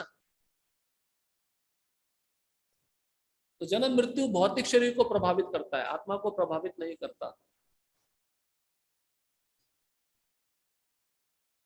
प्रभुपाद जी कहते हैं परंतु जो मूर्ख व्यक्ति है, जो अविद्या के सेवन में बुरी तरह से लगा हुआ है, अविद्या मतलब इंद्र तृप्ति के मार्ग में बुरी तरह से लगा हुआ है, वह क्रूर विधि की चिंता नहीं करता। क्रूर विधि क्या है? मृत्यु। एक दिन मेरी मृत्यु होगी और मुझे यमराज के पास में जाना पड़ेगा। और भ्रामक शक्ति से, सौंदर्य से मोहित होकर वह बारंबार उन कष्टों को शिकार होता रहता है। भ्रामक शक्ति क्या है? जैसे इंग्लिश में हमें सिखाया जाता था, ऑल ग्लिटरिंग्स आर नॉट गोल्ड, चमकने वाली हर वस्तु सोना नहीं होती। पर हम क्या जानते हैं? सोना है। भागवतम के 6ठे स्कंद में दक्ष प्रजापति का, उसने जब 10,000 बच्चों को जन्म दिया, उसने बोला तुम गृहस्थ में प्रवेश करोगे उससे पहले तपस्या करके आओ। देखिए पहले के माता पिता कितने अच्छे होते थे, गृहस्थी में प्रवेश करने से पहले, शादी कराने से पहले तपस्या के लिए भेजते थे। और आजकल कोई शिक्षा नहीं दी जाती। तो वो 10,000 पुत्र नारायण सरस नाम के तीर्थ पे गए और वहां पे उन्होंने तपस्या की। तपस्या करते करते उनका हृदय शुद्ध हो गया और उनकी भेंट किससे हुई? नारद मुनि से। नारद मुनि ने बोला कि ऑलरेडी इतने शुद्ध हो चुके हैं, खाली पीली गृहस्थ जीवन में क्यों फंसाने का इनको। उनको ज्ञान दिया, भगवत धाम भेज दिया। देखिए इतना शक्ति है, एक साथ 10,000 भक्तों को भगवत धाम भेज दिया। हम जीवन भर भी अगर एक व्यक्ति को प्रचार करेंगे वो मुश्किल से 16 माला पे आ पाता है। अब दक्ष प्रजापति बहुत दुखी हो गया। ग्रस्त व्यक्ति ये सोचता ना, मैंने तो बहुत मुश्किल से बच्चे को जन्म दिया और इसने ब्रह्मचारी बना दिया, मेरा तो बेड़ा गर्क कर दिया इन लोगों ने, इस्कॉन के ब्रह्मचारियों ने। अब प्रजापति को थोड़ा दुख तो हुआ, क्रोध भी आया, उसने कंट्रोल कर लिया। तो ब्रह्मा जी ने आके समझाया, शांत हो जाओ, उसका काम वैसा ही है, तुम अपना कार्य करो। तो फिर दक्ष प्रजापति ने 1000 बच्चों को दोबारा जन्म दिया। अब नारद जी आए, नारद जी बोले तुम्हारे बड़े भाई जहां गए तुम वहां पे जाना नहीं चाहोगे? तो, अरे हम जाना चाहेंगे। पहले के जो लोग होते थे ना, अपने बड़ों का बहुत आज्ञा का पालन करते थे। आजकल तो वो संस्कृति नहीं रही। तो नारद मुनि के आदेश पे इन्होंने भी नारायण सरस में जाकर तपस्या की, हृदय शुद्ध हो गया, इनको भी भगवत धाम प्राप्त हो गया। अभी तो दक्ष प्रजापति को क्रोध आ गया, इतना क्रोध आ गया। तो नारद मुनि ने सोचा अब दुखी होगा तो इसको प्रचार करता हूं, क्योंकि दुख के समय प्रचार करते तो भक्त बनना जल्दी हो जाता है। अब दक्ष प्रजापति के पास गए। दक्ष प्रजापति ने जैसे नारद मुनि को देखा, होठ फड़कने लगे क्रोध के कारण। उन्होंने क्या बोला, तू साधु का वस्त्र पहनता है पर तू साधु नहीं है, क्योंकि मेरे बच्चे थे उनको इस संसार के दुख का अनुभव नहीं हुआ, पर तूने दुख का अनुभव दिलाने से पहले ही वैराग्य दिला दिया, ये तूने ठीक नहीं किया। अभी जरूरी है, अब मान लो जो भक्ति करके शुद्ध हो चुका है, पवित्र हो चुका है, जरूरी है वे संसार के दुख को भोगे फिर अनुभव ले? प्रभुपाद जी कहते हैं मल को खाने से टेस्ट करने से पता नहीं लगता वो कैसा है, ऑलरेडी वो मल ही है या नहीं है?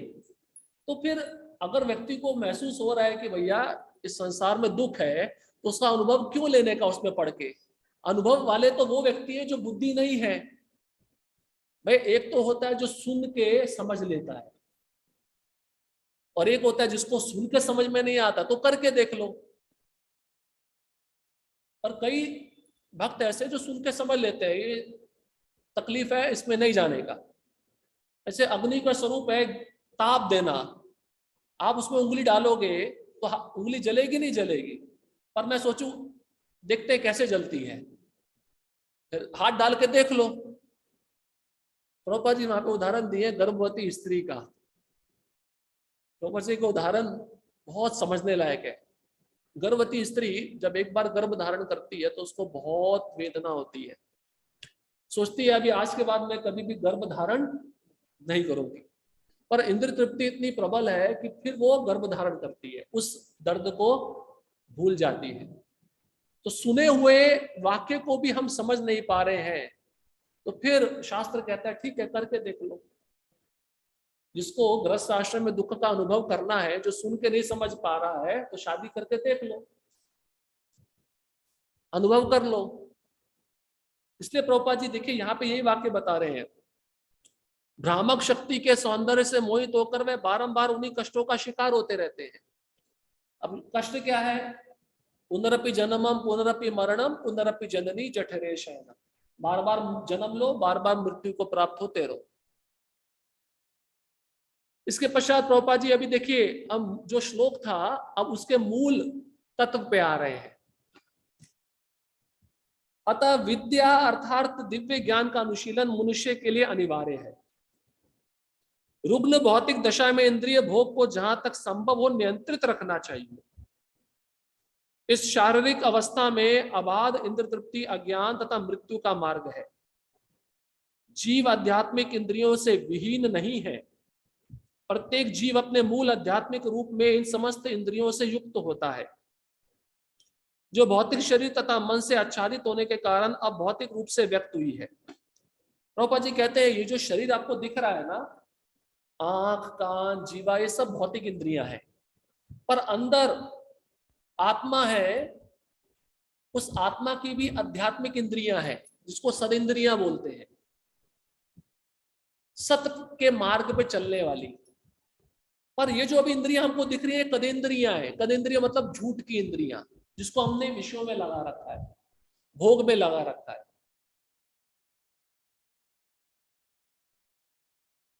ये स्थूल शरीर, इसके अंदर सूक्ष्म शरीर, सूक्ष्म शरीर के अंदर आत्मा जो सच्चिद आनंद है, दिव्य है, उसकी भी इंद्रियां हैं, उसका भी नाक है, कान है, आंख है, पर वो दिव्य है। पर अभी क्या है, भौतिक जड़ पदार्थ का संग लेने के कारण वो भौतिक बन चुका है। जैसे प्रभुपाद जी उदाहरण बताते हैं, लोहा है, लोहे का सलाख है, आप उसको अग्नि में रख दो तो क्या बन जाएगा? अग्नि बन जाएगा, क्योंकि वो अग्नि का संग ले रहा है। हम है दिव्य, पर हम अभी जड़ प्रकृति का संग ले रहे हैं, इसलिए हमने अपनी पहचान शरीर से बना ली है।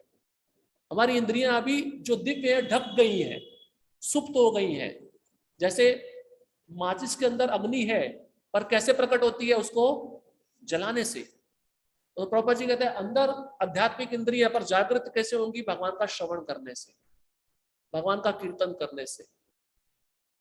इसलिए अंदर की इंद्रियां जो आध्यात्मिक, उसको कहते हैं सदिंद्रिय, और बाहर की जो इंद्रियां जो भौतिक क्रियाकलाप में लगी, उसको कहते हैं कदेंद्रिय। भौतिक इंद्रियों के कार्यकलाप मौलिक आध्यात्मिक इंद्रियों के कार्यों के विकृत प्रतिबिंब है। सही बात है। रिफ्लेक्शन होता है ना संसार में, प्रतिबिंब होता है। आप सूर्य के सामने खड़े रहोगे तो आपकी परछाई दिखेगी। ये भौतिक जगत क्यों है? क्योंकि आध्यात्मिक जगत है। अब हमारी भौतिक इंद्रियां दिख रही है तो अंदर आध्यात्मिक इंद्रियां, उन इंद्रियों के कारण ये इंद्रियां हैं। आत्मा अपनी रुग्ण दशा में भौतिक आवरण के भीतर भौतिक कार्य में लगा रहता है। असली इंद्रिय भोग तभी संभव है जब भौतिकतावाद का रोग दूर हो जाता है। हमारे शुद्ध आध्यात्मिक रूप में जो समस्त भौतिक कलमश से मुक्त है, इंद्रियों का शुद्ध आनंद भोग पाना संभव है। एक रोगी के लिए यह आवश्यक है कि वह इंद्रियों का आनंद फिर से उठा सके, उसके पहले अपना स्वास्थ्य पुनः प्राप्त कर ले। अतः मनुष्य जीवन का उद्देश्य विकृत इंद्रिय भोग करना नहीं है, किंतु भौतिक रोग को ठीक करना है। अब समझने वाला विषय आ रहा है। कई भक्त कहते हैं, एक उदाहरण बताते हैं आपको।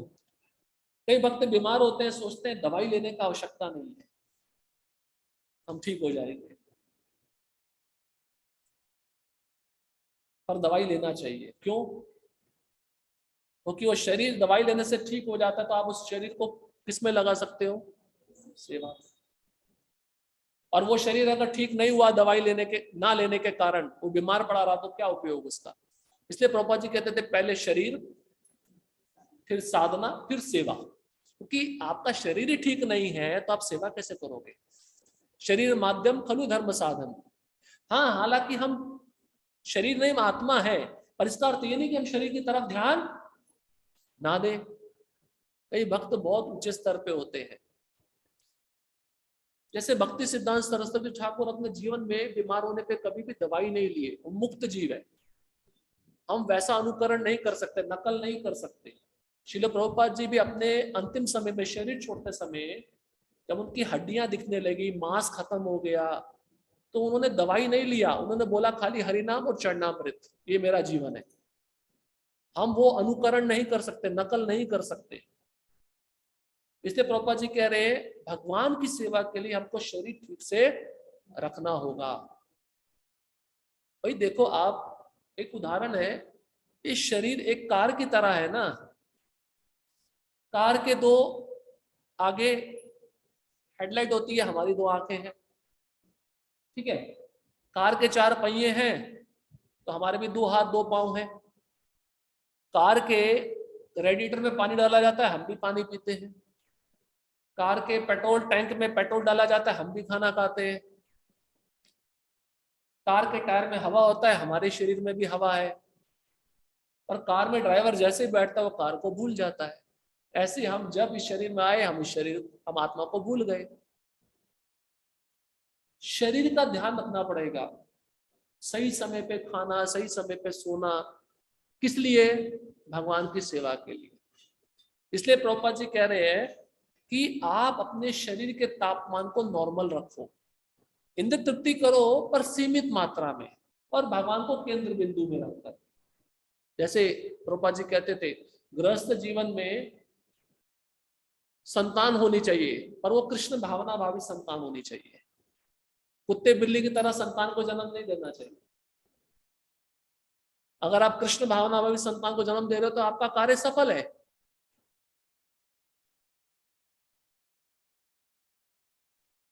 अब प्रभुपाद जी कहते हैं भौतिक रोग को बढ़ाना ज्ञान का संकेत नहीं है, अपितु अविद्या ज्ञान का सूचक, अज्ञान का सूचक है। मतलब ज्यादा मात्रा में इंद्र तृप्ति करना ये भी अज्ञान का सूचक है। इंद्र तृप्ति करो पर सीमित मात्रा में, सीमित मात्रा में करते करते फिर इंद्र तृप्ति से मुक्त हो जाओ। एकदम से तो इंद्र तृप्ति नहीं छूटेगी ना, एकदम से छूट जाएगी। प्रभुपाद जी ने ऐसे विदेशियों को बोला आपको आज से पिज्जा पास्ता नहीं खाना है, प्रभुपाद ने बोला खाओ और भगवान को भोग लगा के खाओ। धीरे धीरे जब प्रसाद खाते रहते हैं तो वो चीजें भी खाने की आदत छूट जाती है। एकदम से वो रोग खत्म नहीं होता, उसको रोग को खत्म होने में समय लगता है। उसके लिए जो डॉक्टर पथ्य बताते हैं वो पालन करना चाहिए। अब प्रभुपाद जी कहते हैं अच्छे स्वास्थ्य के लिए मनुष्य को अपने शरीर का ताप 105 से 107 अंश डिग्री तक नहीं बढ़ाना चाहिए। मतलब क्या, ज्यादा इंद्र तृप्ति नहीं करना चाहिए कि रोग इतना बढ़ जाए वो भगवान को पूरी तरह भूल जाए। प्रभुपाद जी बुखार के द्वारा समझा रहे हैं, समझ रहे हैं ना भाई। 105 डिग्री 160 डिग्री में तो व्यक्ति की मृत्यु हो जाएगी। मतलब प्रभुपाद जी का इतना इंद्र तृप्ति बढ़ा दिया तो आप पूरी तरह पागल हो जाओगे संसार में। जैसे हिरण्यकशिपु 105 107 तक अपना बुखार बढ़ा दिया था।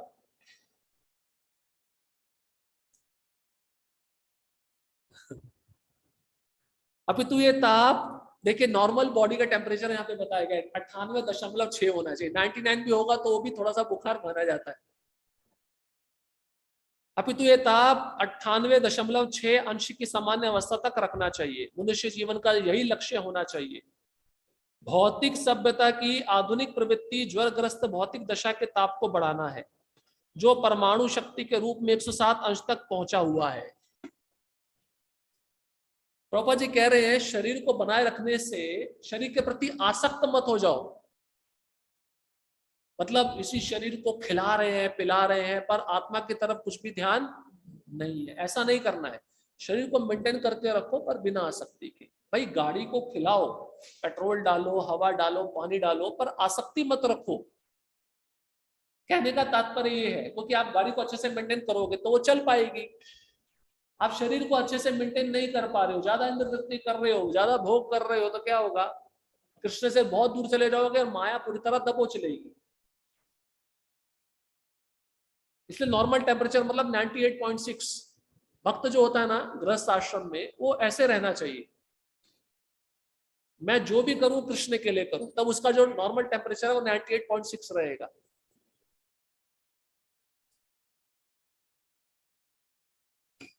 आगे प्रभुपाद जी कहते हैं भौतिक सभ्यता की आधुनिक प्रवृत्ति ज्वरग्रस्त भौतिक दशा के ताप को बढ़ाना है। सही बात है, अभी सबने अपना ज्वरग्रस्त बढ़ाया हुआ है ना, बुखार सबको बढ़ा हुआ है, इंद्र तृप्ति का बुखार। कहने का मतलब ये जो परमाणु शक्ति के रूप में 107 अंश तक पहुंचा हुआ है। इसी बीच मूर्ख राजनीतिज्ञ चिल्ला रहे हैं कि यह संसार किसी भी समय नरक हो जा सकता है। ये भौतिक ज्ञान की प्रगति तथा जीवन के अत्यधिक महत्वपूर्ण हिस्से अर्थात आध्यात्मिक ज्ञान के अनुशीलन की उपेक्षा का परिणाम है। श्री ईशोपनिषद यहाँ पर सचेत करता है कि हमें इस घातक पथ पर नहीं चलना चाहिए जो हमें मृत्यु की ओर ले जाता है। इसके विपरीत हमें आध्यात्मिक ज्ञान के अनुशीलन का विकास करना चाहिए जिससे हम मृत्यु के क्रूर हाथों से पूर्णतया मुक्त हो सके। तो अपने जीवन को ऐसे बनाओ कि नॉर्मल टेम्परेचर रहे, आपको ज्यादा समस्या ना हो। नॉर्मल टेम्परेचर बना के रखोगे, इंद्र तृप्ति ज्यादा नहीं होगी, आपके केंद्र बिंदु में कृष्ण रहेंगे और आप हर वस्तु को कृष्ण से संबंधित देखोगे। इसका अर्थ यह भी नहीं है कि शरीर के पालन हेतु आवश्यक सारे कार्यों को रोक दिया जाए, जैसे बुद्धिस्ट लोग करते हैं। बुद्धिस्ट लोग जानते हैं आप क्या करते हैं, वैराग्य पाने के लिए शरीर जो मृत हो चुका है ना, मृत मृत शरीर को सूंघते हैं, उसकी बांस को सूंघते हैं। बुद्धिस्ट लोग करते हैं ध्यान में ऐसा। अब वही मैंने आपको शायद पिछली क्लास में एक उदाहरण बताया था। पेट खराब हो गया है, बुद्धिस्ट लोग बोलेगा खाना नहीं खाने का। नहीं खाने से आपका जीवन चलेगा क्या? मायावादी क्या करते हैं, प्लेन राइस खाने का, कोई मसाला नहीं, कोई नमक नहीं, शुष्क ज्ञान। और भक्त क्या करते हैं, दवाई खा लेते हैं, पेट ठीक हो गया, मसाला राइस खाते हैं। वही प्रभुपाद जी समझा रहे हैं। भक्त हर एक वस्तु को कृष्ण से जोड़ देता है और सीमित मात्रा में इंद्र तृप्ति भी करता है, पर केंद्र बिंदु में कृष्ण रहते हैं। इसलिए वो फंसता नहीं है, बुद्धिमान होता, निकल जाता है। ये बुद्धिस्ट लोग, मायावादी लोग इसी संसार में पड़े रहेंगे। इसलिए प्रभुपाद कहते हैं शरीर को स्वस्थ बनाना। इसलिए प्रभुपाद जी ने बोला 6 घंटे का नींद जरूरी है, दिन में 3 टाइम में 2 टाइम खाना जरूरी है। अच्छे से खाओ, आपके शरीर को जितना आवश्यक है उतना खाओ, ज्यादा मत खाओ। ज्यादा इंद्र तृप्ति मतलब पेट में तकलीफ, इसलिए जितना चाहिए उतना खाओ। भाई कार के पेट्रोल की टैंकी में ज्यादा पेट्रोल भरोगे तो बाहर ही गिरेगा ना, आप ज्यादा खाओगे तो निकलेगा ही। जितना आवश्यक है उतना ग्रहण करो। कार्यकलापों को रोकने का प्रश्न ही नहीं उठता। प्रभुपाद जी कहते हैं बुद्धिस्ट लोगों की तरह ऐसा नहीं कि इंद्रियां जड़ है, कोई कार्य नहीं करना है, आंख बंद करके बैठे रहो। ये शरीर क्रियाशील है, जो आत्मा अंदर बैठा है वो चेतन है, जड़ नहीं है पत्थर की तरह, तो उसको सेवा में लगाना पड़ेगा। जिस प्रकार की रोग ठीक करने के प्रयत्न का अर्थ यह नहीं होता कि अपने ताप को पूर्णतः मिटा दिया जाए, पूरे सौदे का सर्वोत्तम उपयोग करना सही कथन है। वही मतलब शरीर बुरा सौदा है, पर इसका सही उपयोग किसमें करना है? कृष्ण की सेवा में करना है।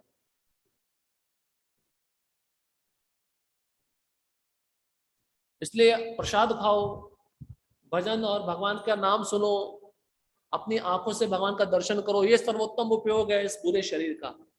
ये तो इस शरीर का कुछ अन्य उपयोग नहीं है। आध्यात्मिक ज्ञान के विकास के लिए शरीर तथा मन की सहायता की आवश्यकता होती है। अतः अपने लक्ष्य पर पहुंचने के लिए शरीर और मन को बनाए रखना आवश्यक है। सही बात है ना, मन और शरीर दोनों चाहिए। मन अगर कृष्ण पे केंद्रित रहेगा तब आप अपने लक्ष्य पे पहुंच जाओगे, भगवान के धाम। और मन अगर विषयों में लगा रहेगा तो इसी संसार में रहोगे। सामान्यतः आपको 98.6 अंश पर रखना चाहिए। भारत के साधु संतों ने इसे आध्यात्मिक तथा भौतिक ज्ञान के संतुलित कार्यक्रम द्वारा संपन्न करने का प्रयास किया है। वे किसी भी रुग्ण इंद्र तृप्ति के लिए मानवीय बुद्धि के दुरुपयोग की अनुमति नहीं देते। इंद्र तृप्ति की ओर उन्मुख प्रवृत्ति के द्वारा किए जा रहे रुग्ण मानवीय कार्यकलापों का नियमन वेदों में मोक्ष के सिद्धांतों के अंतर्गत किया गया है। इस पद्धति में धर्म, अर्थ, काम तथा मोक्ष का उपयोग होता है, लेकिन आज के समय लोगों में धर्म या मोक्ष के प्रति बिल्कुल रुचि नहीं रहे। जीवन में उनका एक ही लक्ष्य है, इंद्र तृप्ति, और इस लक्ष्य की पूर्ति के लिए वे आर्थिक विकास की योजना बनाते हैं। 4 पुरुषार्थ है ना, धर्म, अर्थ, काम और मोक्ष। तो अभी बीच के जो चीजें हैं खत्म हो गई, नहीं बीच की चीजें बची हैं, धर्म और मोक्ष खत्म हो गया। धर्म और मोक्ष के बारे में किसी को चिंता ही नहीं होती। बीच की कौन कौन सी 2 वस्तुएं हैं? अर्थ मतलब पैसा, काम मतलब इंद्र तृप्ति। पैसा मेरे पास आए, मैं उसको भोगूं, पूरा संसार इसी में लगा हुआ है। लेकिन भक्त जो होते हैं वे 4 पुरुषार्थों के पीछे ना दौड़कर एक पंचम पुरुषार्थ है उसके पीछे दौड़ते हैं। कौन सा? कृष्ण प्रेम। धर्म, अर्थ, काम, मोक्ष के भी ऊपर कृष्ण प्रेम है, उसके लिए भक्त प्रयास करते हैं। पथभ्रष्ट लोग सोचते हैं कि धर्म को बनाए रखना चाहिए क्योंकि आर्थिक विकास में इसका योगदान है, जिसकी आवश्यकता इंद्र तृप्ति में पड़ती है। इस प्रकार मृत्यु के पश्चात स्वर्ग में भी इंद्र तृप्ति को सुनिश्चित बनाए रखने के लिए कोई ना कोई धार्मिक कर्मकांड पद्धति रहती है, किंतु धर्म का प्रयोजन यह नहीं है। हम सोचे चलो यहाँ पे इंद्र तृप्ति कर रहे हैं, बड़ी बड़ी बिल्डिंग, बड़ी बड़ी अच्छी अच्छी कारें बना रहे हैं, तो व्यक्ति क्या सोचता है जब मर जाएंगे तो आगे भी तो इंद्र तृप्ति मिलनी चाहिए, उसके लिए क्या करना चाहिए? कर्मकांड। वेदों में बहुत सारा भाग है, ये क्रियाएं करेंगे, ये विधि को अपनाएंगे तो स्वर्ग जाएंगे, वहां पे भोग भोगेंगे। आगे का भी प्लान बना के रखते हैं लोग। अब प्रभुपाद जी कहते हैं कि ये धर्म नहीं है, असली धर्म क्या है? कृष्ण की शरण में जाना। सर्वधर्मान परित्यज्य माम एकम शरणम व्रज, ये असली धर्म है। धर्म का मार्ग वास्तव में आत्म साक्षात्कार पाने के लिए और आर्थिक विकास केवल शरीर को सुचारू एवं स्वस्थ बनाए रखने के लिए है। मनुष्य को विद्या या वास्तविक ज्ञान की अनुभूति के लिए स्वस्थ मन से स्वस्थ जीवन बिताना चाहिए, क्योंकि यही मनुष्य जीवन का लक्ष्य है। जीवन गधे की तरह काम में जुटे रहने या इंद्र तृप्ति के लिए अविद्या का अनुशीलन करने के लिए नहीं मिला है। सही बात है ना? पशु पक्षियों को भी अपना भोजन मिल जाता है, बेचारे कुछ जॉब पे तो जाते नहीं, वो इंटरव्यू तो देते नहीं है, और मनुष्य गधे की तरह लगा पड़ा, दिन सुबह होता है रात होने तक काम ही काम। क्या लाभ है इसका? विद्या का मार्ग अत्यंत सुंदरता से श्रीमद् भागवत में प्रस्तुत किया गया है, जो मनुष्य को परम सत्य की खोज में अपने जीवन का सदुपयोग करने का आदेश देता है। परम सत्य का साक्षात्कार क्रमशः ब्रह्म परमात्मा तथा अंत में भगवान अर्थात पूर्ण पुरुषोत्तम परमेश्वर के रूप में होता है। परम सत्य की अनुभूति ऐसे विशाल हृदय वाली व्यक्ति को होती है जिसने उपयुक्त 10वें मंत्र के तात्पर्य में वर्णित भगवत गीता के 18 सिद्धांतों का पालन करते हुए ज्ञान तथा वैराग्य को प्राप्त कर लिया है।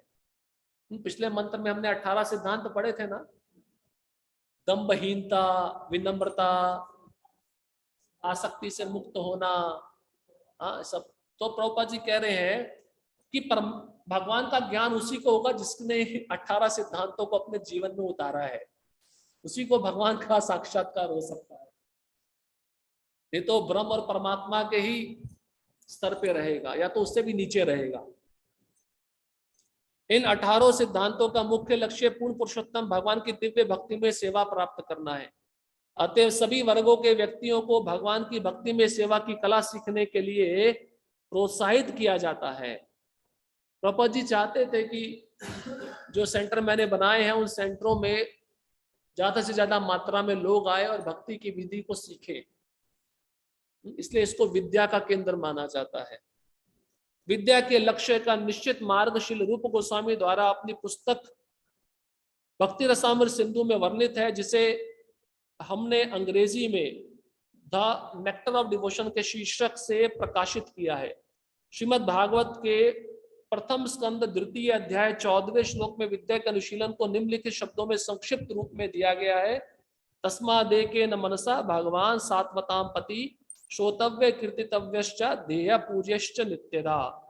अतएव मनुष्य को एकाग्र मन से उन पुरुषोत्तम भगवान का निरंतर श्रवण, यशोगान, स्मरण तथा पूजन करना चाहिए जो भक्तों के रक्षक हैं। मनुष्य शरीर में आकर क्या कर्तव्य है हमारा? श्रोतव्य मतलब भगवान के बारे में श्रवण करना, कीर्तितव्यश्च मतलब भगवान का कीर्तन करना, यशोगान करना, और ध्येयश्च मतलब भगवान का स्मरण करना, और पूज्यश्च मतलब भगवान की पूजा करना। ये मनुष्य जीवन का ध्येय है, यही लक्ष्य है। जब तक धर्म अर्थ तथा काम का लक्ष्य भगवत भक्ति की प्राप्ति नहीं होता तब तक वे अविद्या के ही विभिन्न रूप होते हैं, जैसा कि ईशोपनिषद के अगले मंत्रों से सूचित होता है। मतलब धर्म के केंद्र बिंदु में अगर आपका भक्ति नहीं है, भगवान नहीं है, तो इंद्र तृप्ति का ही रूप है। वो कैसे देखा जाए? अब मंदिर में जाते हैं, कुछ मांगने के लिए जाते हैं, तो धर्म नहीं है, वो इंद्र तृप्ति है, क्योंकि मुझे चाहिए। और धर्म के बाद क्या आता है? अर्थ। पैसा आ गया, उस पैसे को अगर भगवान की सेवा में नहीं लगाया, अपने ऊपर लगाया, तो वो इंद्र तृप्ति है। उसमें अर्थ और काम दोनों आ गया। और मोक्ष तो प्रश्न नहीं उठता है। मोक्ष मतलब ऐसे कोई ब्रह्मवादी भी हैं जो मोक्ष चाहते हैं पर भगवान में विलीन होकर, उसको भी इंद्र तृप्ति बोला गया है।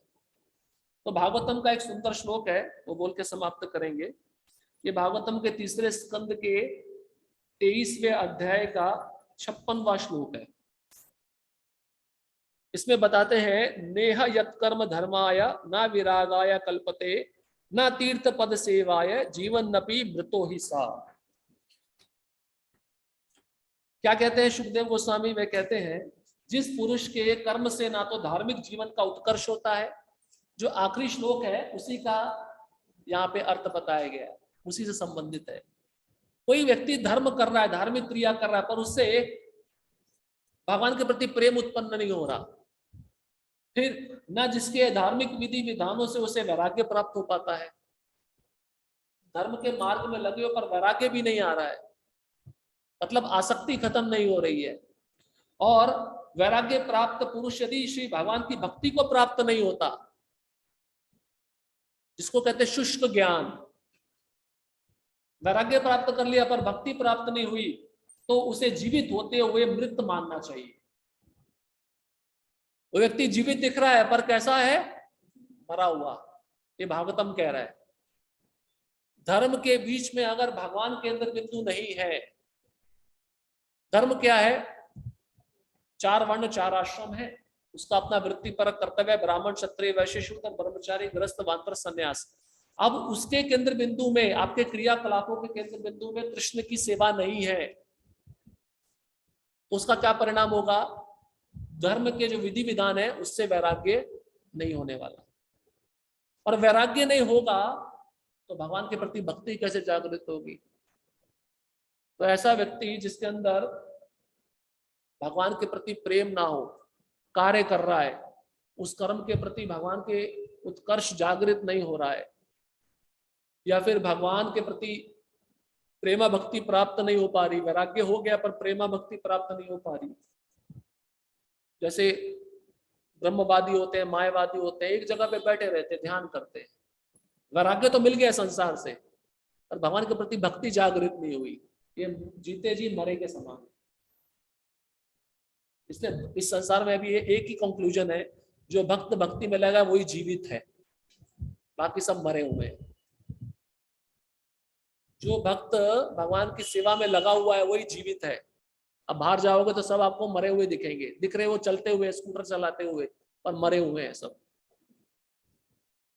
ठीक है, यहाँ पे आपका ये 11वां मंत्र समाप्त होता है। हरे कृष्णा कृष्णा कृष्णा हरे हरे, हरे राम राम राम हरे हरे।